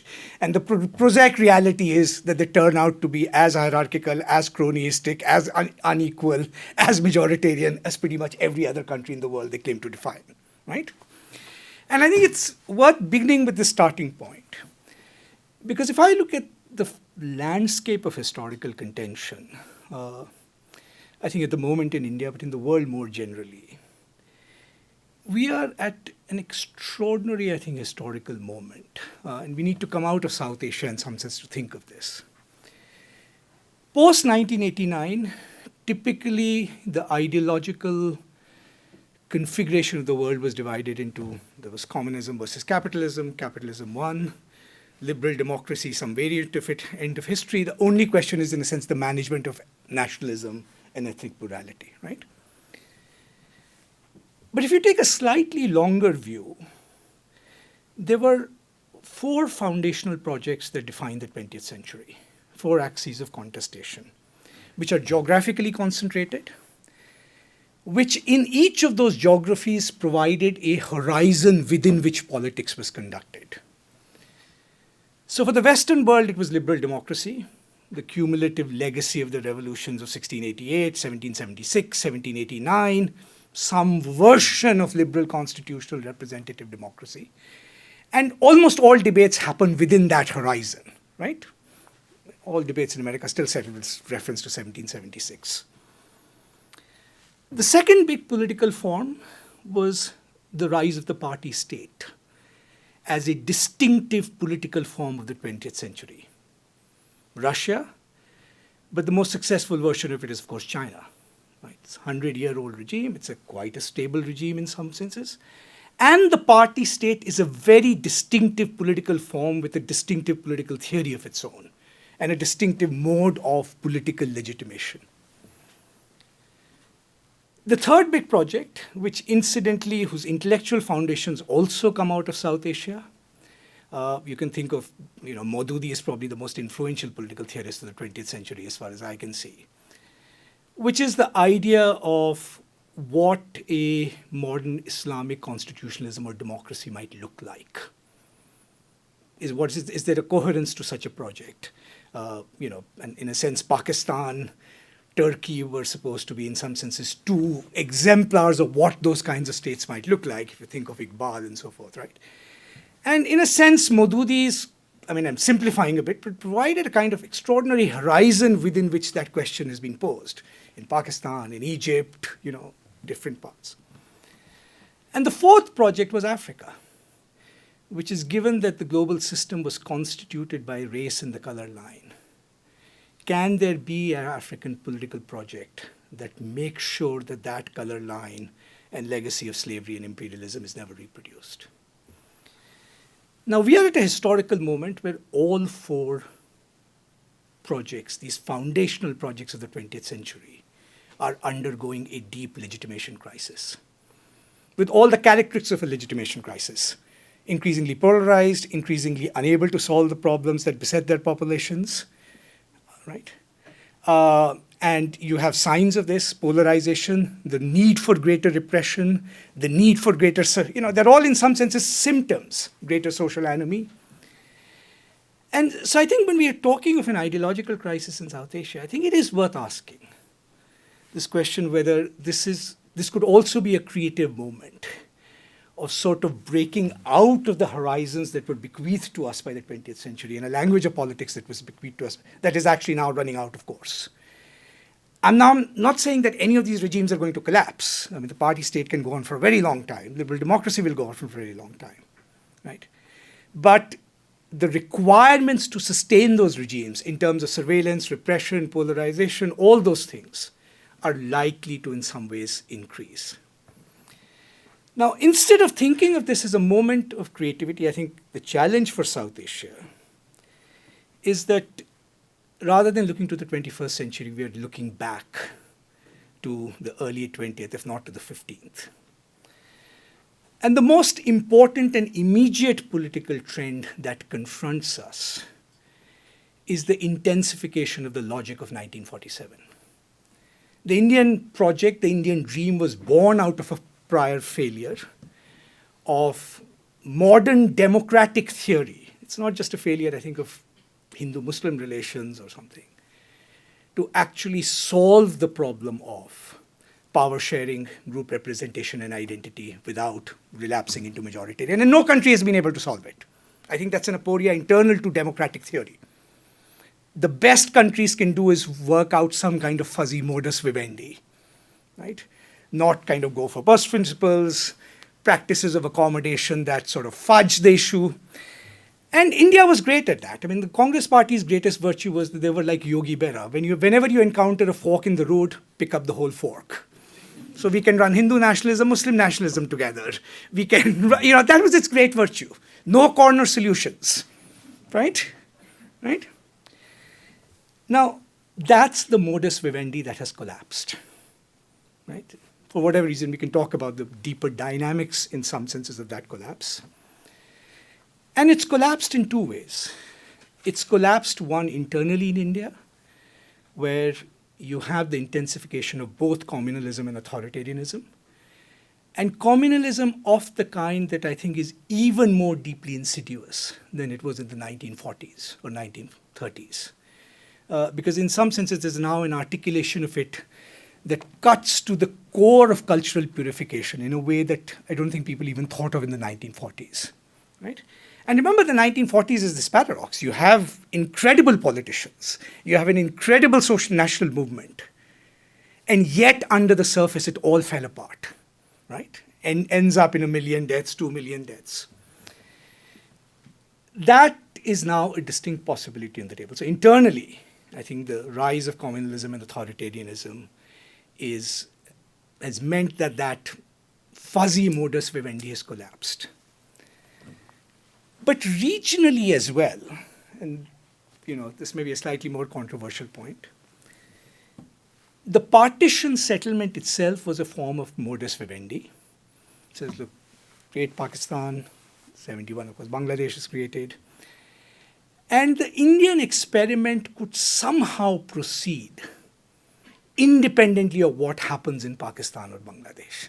Pakistan will do its own thing.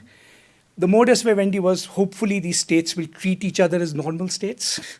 And the fact is they don't. We are still continuing a kind of civil war, as it were. I mean, we can't even trade with each other. We can't even do the standard things that even hostile states do with each other. Right? But that modus vivendi was also premised on the thought the Indian ideological project would be sui generis. So Pakistan may have blasphemy laws, India will buck that trend. Bangladesh may have it, India will buck that trend. But the one thing that has really been brought home in the last 10 years, and this is the one truth fundamentalists of all our countries recognize, it's the liberals who don't recognize it, South Asia is woven from a single garment of destiny. The idea that you could actually have religious polarization in Pakistan and that India will escape its logic, or you could have it in India and Bangladesh will escape its logic, is simply not on. And what you're finding is, in a sense, a mimicking. I mean, Sri Lanka was the pioneer in ethnic majoritarianism, right? We've got that. Pakistan was the pioneer in blasphemy laws. Now every Indian state is passing them, right?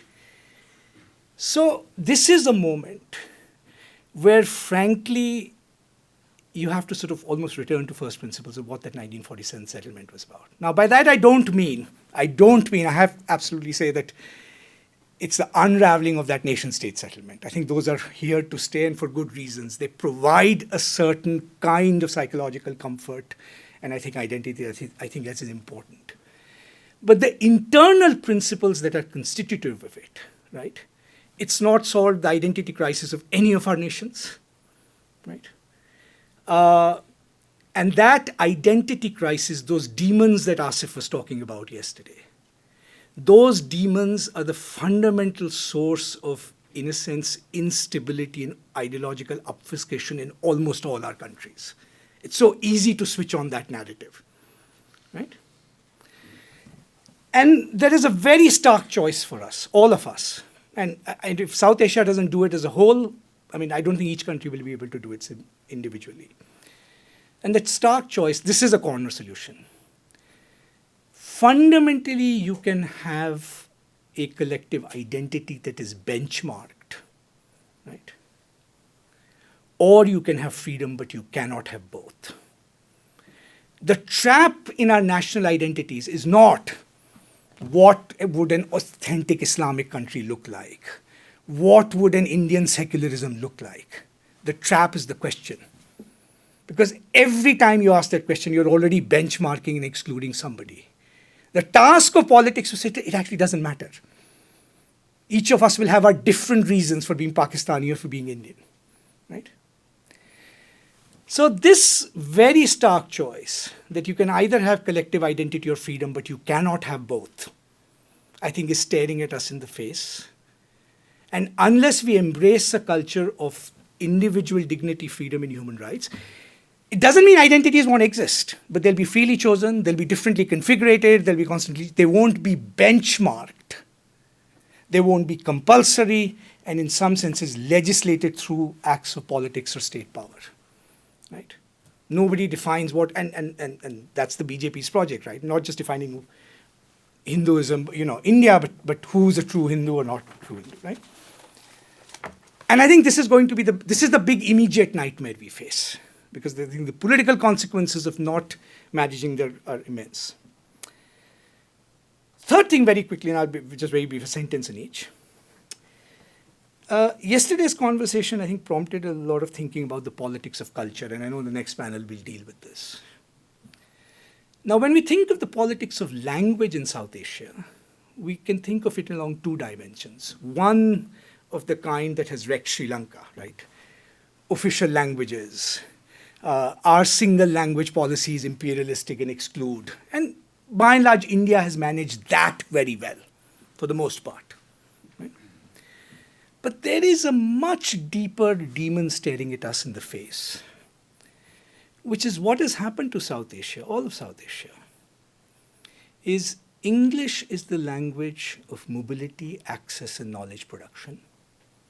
The vernaculars have become the site of culture and intimate life, right? Maybe that's a stable equilibrium. But can you think of any country in the world that will not produce a kind of identity crisis if in some senses the vernaculars stop being the site of knowledge production? One simple way of describing Hindu nationalism, it's the crisis of identity of the Hindi world. Now, you don't see these crises in some other regional Indian languages because at least there's the possibility of a regional political articulation. And the argument is not that Hindi be imposed on everybody. It's actually, that's not the angst that's driving it. It's how do you end up with a story, right? Where that very thing which is so intimately yours, your language, your inner life and all of that, is in some senses the site of already a marker of subordination. I don't think we have a cultural solution to this problem. And the problem of Hindu nationalism is that taps into that in 30 seconds. It's not about Hindi imposition. Right? The same is going to happen with Pakistan. Punjabi, Urdu, in relation in some sense to the English elite. Sri Lanka has experienced a version of it. I mean, this was a bizarre kind of, experiment that South Asia is doing. Caste. The most insidious form of subordination and marginalization that, again, is a South Asian phenomenon. Cuts across religions. It even cuts across political ideologies. One of the worst states to be a Dalit in India was West Bengal under CPM, on every measure and indicator. Okay.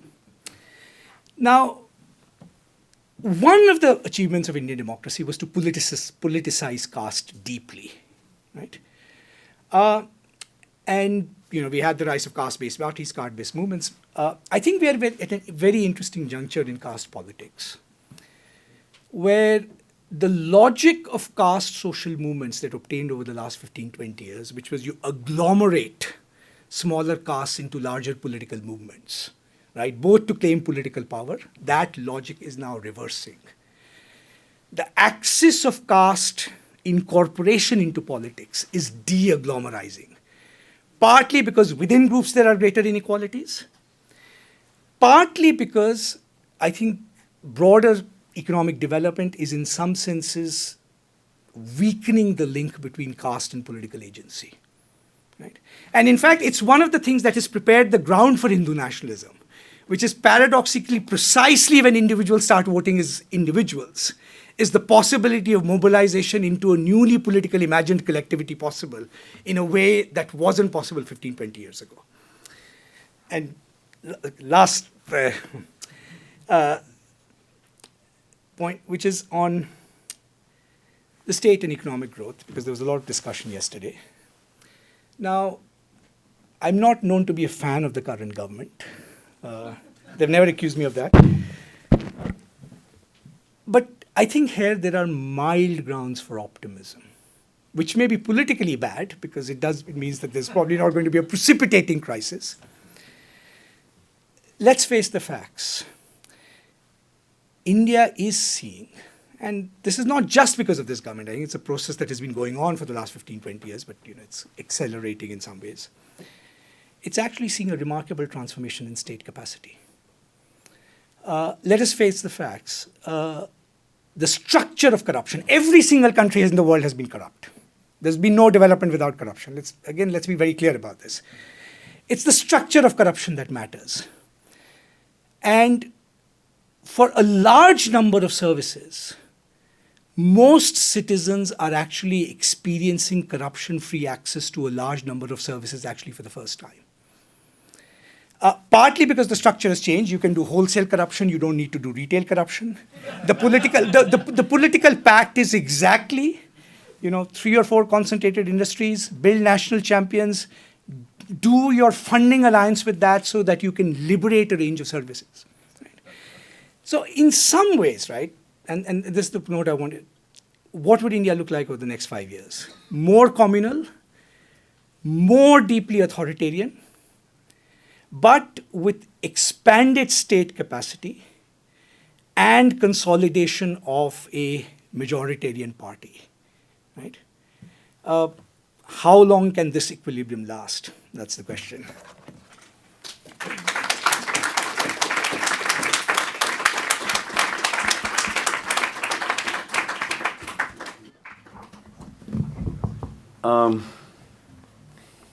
I hope you won't mind if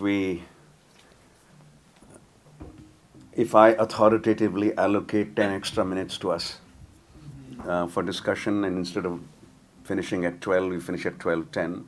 I'll cut into your lunch time, but not too much. I think it will be nice to have. Yesterday, one complaint was that there was no time left for Q&A. And so let's have at least half an hour of Q&A. And let's start with the audience first. Mushfiq, do we need to give him a microphone? Stephanie, are you here? This can be. I don't see that. So go ahead. Yeah. Yeah. Yeah. Thank you. Yeah. Thank you. And goes without saying, fantastic panel. And the word identity appeared like at least 20 times in Dr. Mehta's comments. And it also, the concept appeared many, many times yesterday and today, maybe we're not explicitly acknowledging it, right? And I've now, I feel like I understand a little bit better the meaning of identity in Nepal, in Sri Lanka, just because it's so clear about Sinhala domination, or even in Pakistan, because it's so clear with Punjabi domination, right? I'm a little bit more confused about, I know Bangladesh a little bit, so maybe not, let me not ask about that, but I'm a little bit confused about identity in India. Okay, what are the dimensions that matter? Like, who do we think about as a majority group? Is it just religion? Are there other dimensions? And I'd like to have a discussion on identity. Okay. Pratap. And others feel free, actually. No, you go ahead and I'll say something. I'd love to hear others' view on this question, actually. We need a whole seminar for this question, but here's a short take. So, one, I think the particular context, right, for us is the ways in which identities matter in politics. So So you could talk about larger metaphysical questions about identity. What is identity? Can there be such a thing? What does it mean for a thing to be identical with itself over time? But I think in India, in some senses, what it means is there are 3 or 4 dimensions of it, right? So the first was the old sociological one, which is to what extent does membership of a particular kind of group affect your opportunities, your status, your standing in society? And in a sense, caste was, the most obvious example of this, right? I mean, that's the most. And the modern constitutional project is you need to recognize those identities in order to be able to address the deprivations that come from membership in those groups. But the purpose of recognizing those, right, is in some senses to dissolve the scriptive hold, the structuring hold they have. You can identify with what you want. I mean, it's a free society. You can call yourself what you want, but they should not have material and political consequences, right? That's one axis on which, in some senses, idea, right? The second, in some senses, was around language. Now, language is a tricky one, as every nation state has found, because at one level, language is important, it's an identity, but there is a tension, right, between the requirements of mobility, mixing, accessibility, and maintaining, right, particular language or linguistic identity. So it's not an accident that there are fewer languages in the world now, right, as nation states have in some senses consolidated. That process of linguistic decimation is actually a kind of, in some senses a reality, right? Now, in political terms at this moment, the thing which we worry about is the enshrining of Hindu majoritarianism, right, as the privileged political identity and meaning of India. And that has very practical aspects. So one, in a sense, it's being enshrined in law, right? There are certain things that you might associate with Hindu identity, let's say cow protection, right? Let's say the suspicion of interreligious marriage and conversion, right? Which you are now enshrining in the legal architecture of the state, right? And it's clearly an exercise of Hindu majoritarian privilege. There's the cultural reconstitution, where you say anything that you associate with, which is historically untrue, but associate with non-Hindu groups, Urdu as a language, right? The dominance of Muslim film stars, right? Those traces, in some senses, have to be gradually extinguished from the public sphere, right? The reclaiming and rewriting of history and the claiming of public space, which is, there's the Nehruvian vision, India was a palimpsest on which every civilization has left its imprint. It's an Islamic country, it's a Hindu country, people to erase all those traces, right? And Western colonial Muslim, the telling of that history, not as, in a sense, the creation of a new, distinctive, often very conflictual civilization, right?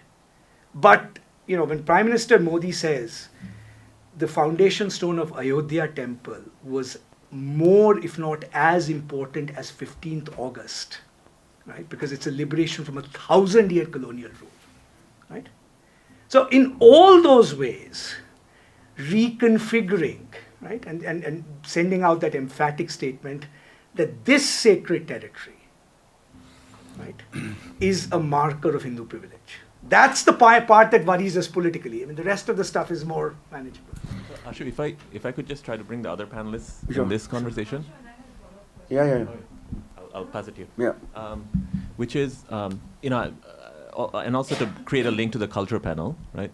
So I want to also have a conversation about South Asian identity, right? So yesterday, there was a Pakistani singer, and all of us were dancing, right? But something we've avoided in the panels is talking about the really messed up interstate relationships there are in India, Pakistan, India, Sri Lanka, India, Bangladesh, Pakistan, etc. Right? So somehow, is there a possibility of any kind of South Asian identity? Is it only in the musical and culture sphere and nowhere else? But Prerna, would you want to follow up now with, and then we... Take a quick, Yeah. it kind of goes back to, I think, Asim's quite provocative, in a way, appeal to us at the end of his talk to say that we really need, thanks to the Saxena Center, these kind of cross-national conversations. And it occurs to me, just kind of following these brilliant set of presentations and Mushfiq's questions, that if you kind of look, Mushfiq's last question was across South Asia, but if we look within each of these countries, in some ways there's been a kind of linguistic binary that has driven these countries apart, right?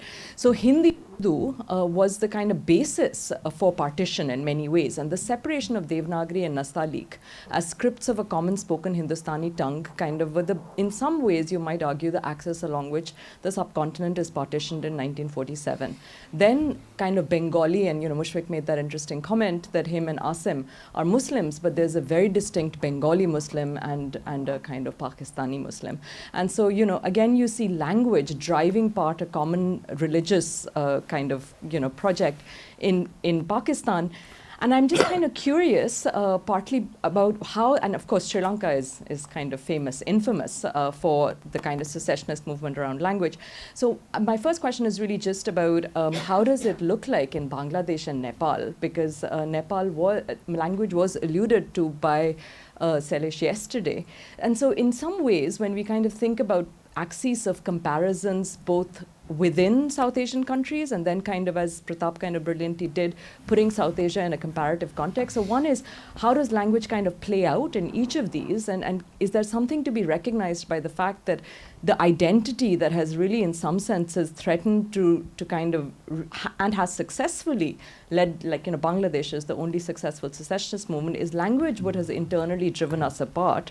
And then is there something by which it is eventually perhaps some sort of common culture on language in kind of the concert yesterday that also brings us together? And something about the exploring the tension, the contradiction, and the potential of that just seems like a kind of creative point of discussion. Yeah. Go ahead. No, use the mic because I think we're being recorded, and a microphone helps that. Yeah. Hi, I'm Ashish. We're three of us are students at the Kennedy School, so we came down for this. You were not here yesterday. So I have a two-part question. One is looking back, and one is looking forward. Mm-hmm. And maybe this is naive optimism, but at least from my sense of experience with literature, and I'm an Indian citizen, if that matters, but there is a sense that South Asia as a region has a pre-modern pluralistic tradition within its political fabric.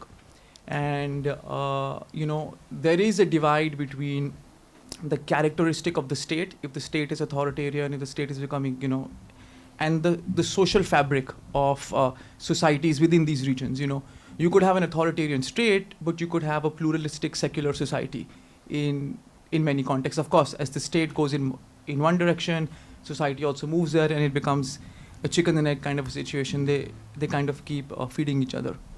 So, is there a pathway through which the pre-modern pluralism can be reclaimed? Maybe through English, right? South Asia is the largest English-speaking region of the world.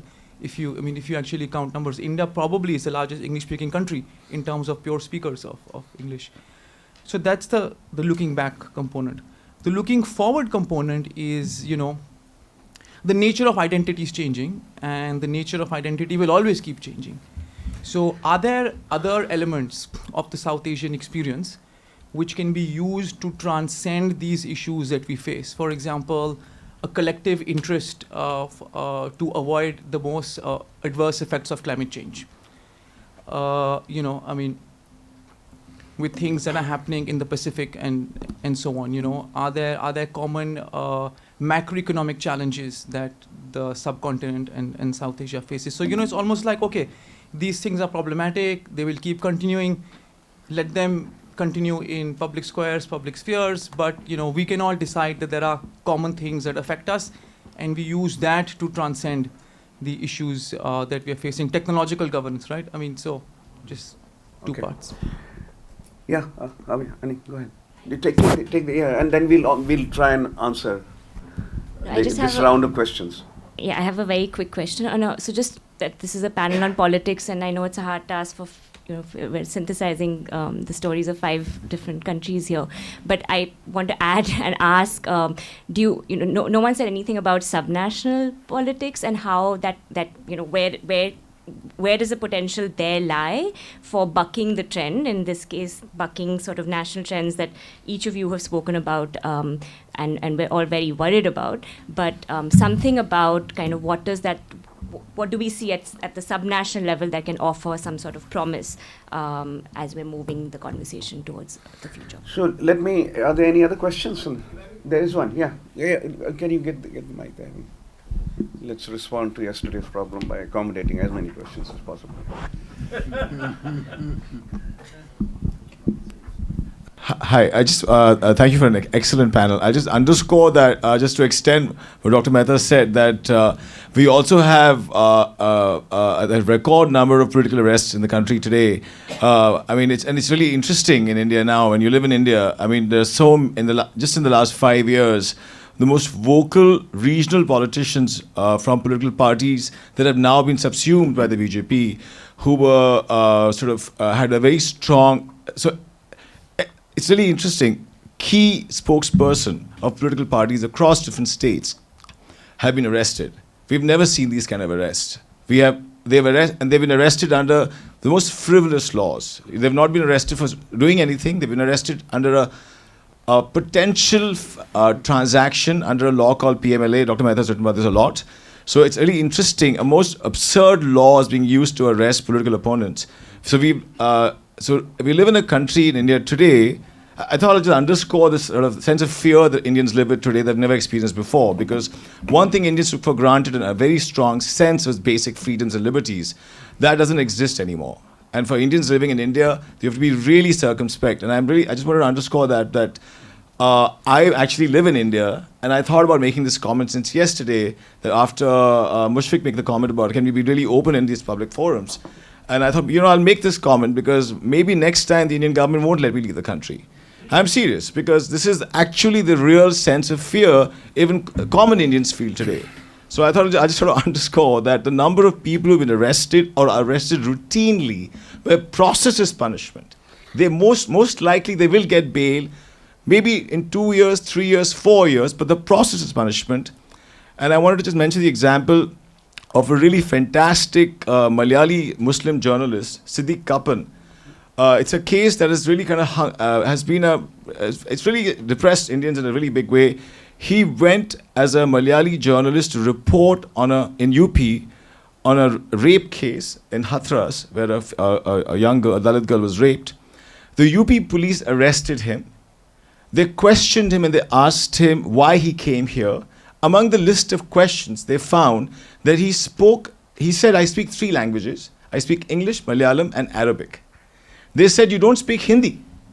And I'm just connecting with Dr. Mehta's point. He said, you don't speak Hindi. He said, I don't speak Hindi because I'm a Malayali. But why do you speak Arabic? He was arrested. He spent 2 years in jail. Released yesterday. The order has just come yesterday with lots of conditions. I mean, this is the reality of India that we live in today, where basic freedoms do not exist anymore. So I thought, and I want to ask Dr. Mehta, we use a term very loosely in the country, and I don't want to use it carelessly, but I want to ask you, are we today living in a fascist country? Are we today living in a fascist country? Can we be brave and courageous enough to say that we might be living in a fascist country? Sorry. Okay, so let's say the following. Let India not dominate this conversation. Let everyone say something about which questions they would like to respond to. So, Avi, which ones attracted your attention and you would like to? I want to start with Mushfiq's questions about regional identity, and I want to start by making an observation that at the time, national identity, regional cooperation, these are the topics that I want to cover. I'll start by making an observation that at the time of Indian independence, there were 3 states in the Himalayas, apart from India, of course, and Pakistan in the Western Himalaya: Sikkim, Bhutan, and Nepal. Okay, so Sikkim becomes incorporated as an Indian state. Eventually, Bhutan is not represented on this panel, but Nepal is. And I want to dwell on why might that be the case. And I think that it has very much to do with the fact that there is and there has been in these last 70 years and going back a sense of Nepali national identity, distinct from Indian identity, distinct from any other kind of identity, that's been quite important and quite salient. And it's been something that Indian policy makers in Delhi have had a very difficult and somewhat strange time dealing and confronting with this. How do you deal with Nepal? And periodically you see that like there's, I think a pivotal moment in Nepal-India relations and the realization that like Nepal is here to stay. There's a Nepali national identity. Was the hijacking of IC-814 in 1998, and it became clear that if relations between the countries aren't managed, if Nepal continues to become a weak state, then it can be a real thorn in the side of India. It can be a breeding ground for terrorist activity, all kinds of trouble. And then there were that was a time in which Nepal-India relations were somewhat strained.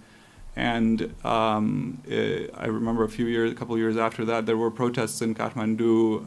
The Hrithik Roshan riots took place because Hrithik Roshan apparently made some disparaging comments about Nepalis.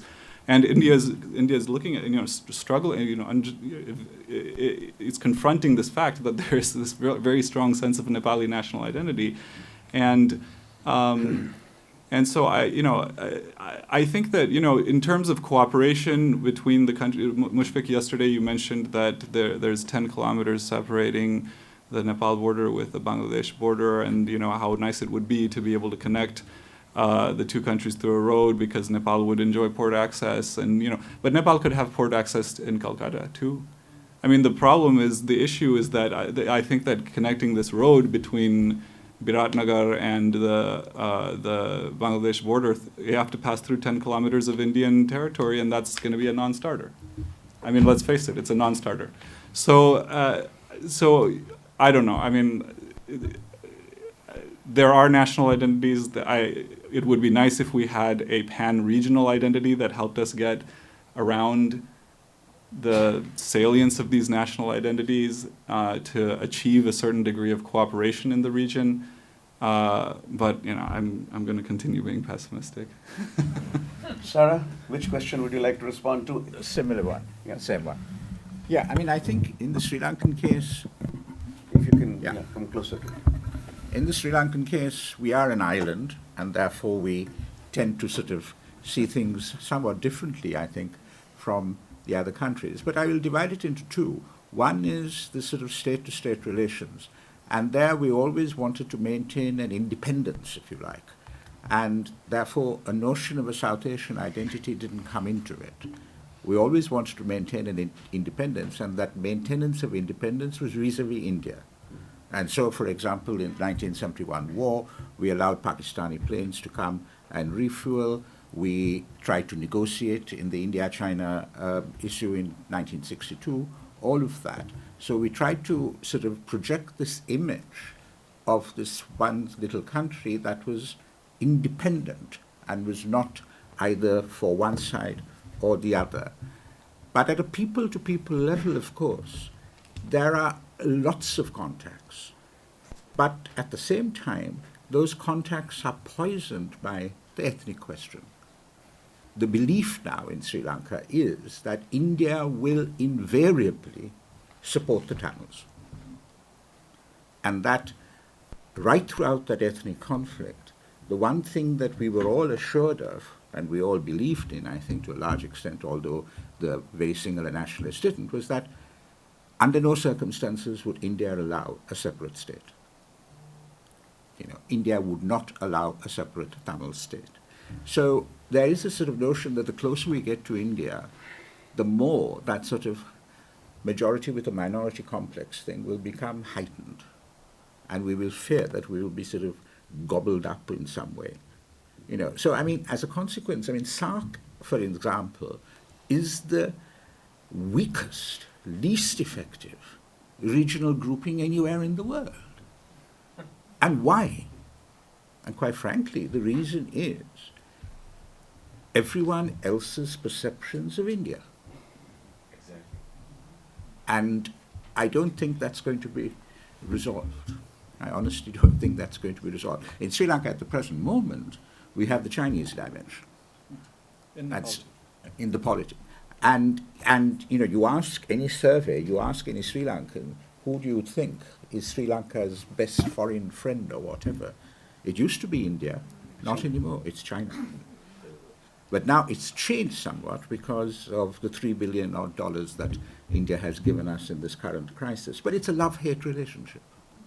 It's an absolute love-hate relationship. And of course, I mean, technology and television and all of that, I think more Sri Lankans now might understand more Hindi and Urdu than they ever did before because of that. Yeah. The language question that came up, someone raised that over there, and let me bring to the table how Bangladesh was created. One of the issues from 48 to 52 to begin with was the language question, despite the fact the majority was the Bengali speaking. The marginalization was not based entirely or exclusively on the issue of language, but language became the instrument in that case of the resistance. However, what is important that at the later period, since the independence of Bangladesh, that same language had become, not only became hegemonic, but it also became an instrument of marginalization of the indigenous population. The debate in 1972, when the constitution issue was being debated, insistence on a specific identity called Bengali, that is the Bengali, as opposed to the diversity and heterogeneity that Bangladesh has, was a clear indication of the Bangladeshi state's approach to plurality in terms of it. And then the second point that I'm drawing on the Bangladesh case because that is I'm more comfortable with. And the second point that this the identity does not stop in the language question alone. I mean, it's not, because if you're talking about the Bengali as an ethnic identity, where does West Bengal, place itself? Remember, in 1971, the first flag that Bangladesh is as a resistance movement, and during the war, they had to put a map, the East Pakistan, former East Pakistan map, to clearly identify that we are not talking about a larger Bengal, or that was proposed in 1947. There's a very clear indication. So ethnicity is an issue when we are talking about in 1947 to 1971. But with the language was one part. Then in post-independence Bangladesh, that language has become an instrument of marginalization and oppression. And also the ethnic identity, the Bengali majoritarianism that I see in Bangladeshi state, the long war that we have witnessed in case of Chittagong Hill tribes. Hardly we talked about it. And then the Bengalis were completely oblivious to a war going on in its own country, which was independent. So there are the issues, what kind of role this language. And then the religion question then was intermingled with this identity. So what happened is that Bengali means what? When the question of religion was inserted into it, there was this claim as if that, by being ethnically Bengali, by definition of certain interpretation of secularism was inserted into it, without any conversation whatsoever. Bangladesh constitution included secularism without the conversation with the Bangladeshis. It was excluded, included, whatever the elites wanted to do, never asked anybody about this. So the point is, the religion question came in. So am I a Bengali Muslim Bengali? Does that make me the majoritarian one? And what we are witnessing in the Bangladeshi states, the behavior towards the minority, not only Hindus, but the indigenous population, is this precisely this notion of Bengali Muslim majoritarian argument that this is our state and that's it. You are somewhat being placed here, that's fine, stay here, but I'm not going to be representing you kind of things. That's why transcending that language is not only about the language itself, that the political instrument, the political power, power sharing, and the hierarchy of power that creates, and particularly states and laws that creates, is absolutely something that we cannot avoid. Shandana? I think continuing exactly on that and maybe answering a few of the questions in the process is the fact that I think we would all really like better linkages across South Asia and this identity, but I think there's two reasons for why we would get very nervous about that. One is what everyone has said in this room pretty much, is that we're all reeling from what has been the attempt to create a national identity in the first place. So all minorities and different groups are just reeling from that attempt around language, around everything else. So our history and our sense of history around what it means to create common identities is scary. The second one, of course, is what it means now with India as part of that South Asian identity. And India very much could have gone in the direction that China has gone in and played that role, but India hasn't gone in that direction and played that kind of a role for the region. And everybody's developing these close links with China, where it could very easily, in a larger South Asia and a more integrated South Asia, have been around India and its economic power. So India makes us a little bit nervous across the countries as well, and what role it might play. And what's currently happening in India just makes people that much more uncomfortable around it. But I think where we can take this forward is if it's not about the sort of political project of a common identity, then it is at least an academic project of trying to deal with common questions and common challenges. And I think that's what we've been doing today. So, and I think that's where we really need to think of ourselves a little bit as a region. I mean, Pakistan is still internationally, you're trying to still figure out whether we are in South Asia or West Asia. I mean, it's sort of all still up there in the air. But if we were to pick up those questions, I stopped with polarization being a common question. We've been talking about the fact that the attempt, the very awkward attempt at state building projects is a common question to ask. I think the question of demography is an important one to ask. Climate change you just talked about. I mean, Lahore and Delhi fight every winter for the most polluted city label in terms of their air quality. And language. And from yesterday's session, the issue of tax GDP ratios and our deficits and our debt. So these are very common questions that talk to common challenges. And if we can just recognize at least the fact that comparative question has to be taken up, then maybe the sort of identity of being a region is something that will come with it, because we recognize the commonalities where they lie without the political nervousness around it.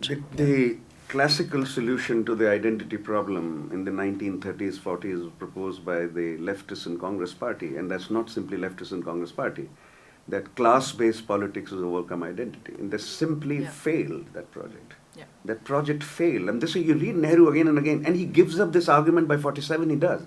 Then he returns to it once again after 47 partition horrors. He said, maybe there's one more try, and then just doesn't work. This idea that class or economy-based politics can overcome identity issues. Communist Soviet Union could do it. Communist China could do it to some extent. Communist Soviet Union, in fact, recognized regional or national identities as a way to overcome them, and created what they called a communist or a Soviet citizen, as opposed to a Estonian or et cetera, et cetera. But that project, that great 20th century project is probably lies in ruins right now. One last question, Mr. Singh, and then we've also already taken 10 extra minutes that I wanted to, so let's have 2 more minutes. How's that? Yeah. No, we are getting the microphone. So I have a civil service background in India, in UNESCO, and now I work pro bono for a civil society trust in Rajasthan. I think the answer lies in the way this forum is constituted. There is no representative of any of the South Asian states. And look at the quality of discussion and camaraderie. So that's one. And secondly, if you want to link it with what happened last night, the musical performance, that is the soft power. which brought us together. Neither the military nor these economic statistics will ever get us together, and least of all the politicians. I think the opportunity provided by the Saxenas, should be used to get together intellectuals, poets, artists, singers, and see what is common rather than what divides us.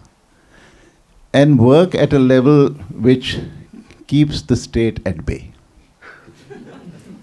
I'm talking after being in the civil service for so long. I feel liberated, but I'm also scared. I think the Indian colleague there, I keep getting warned in India.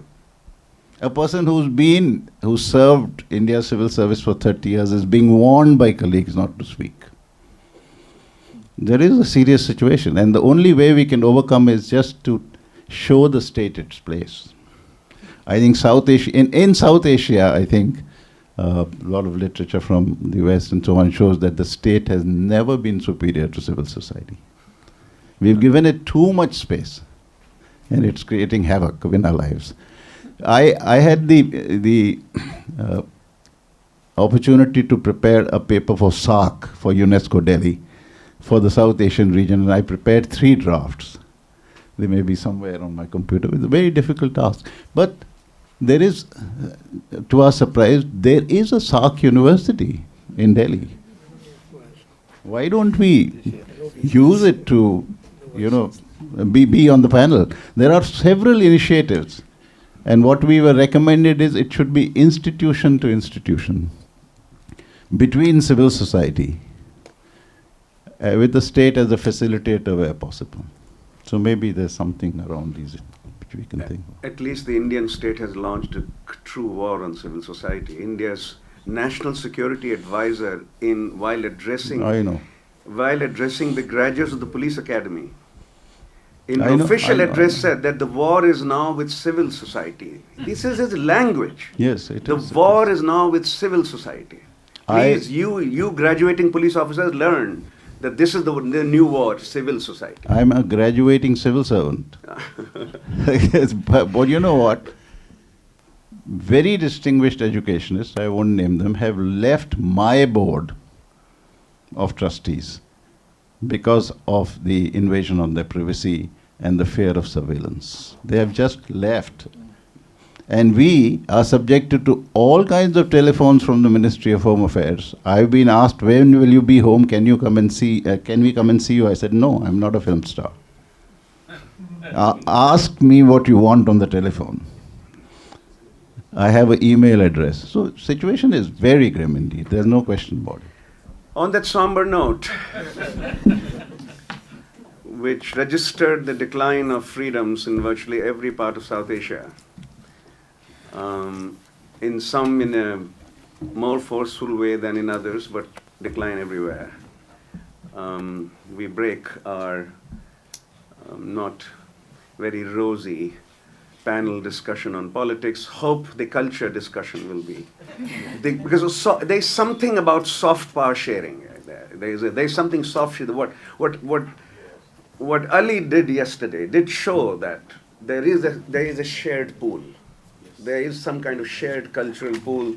There are all kinds of religious motifs merged into an art form to which everyone can relate.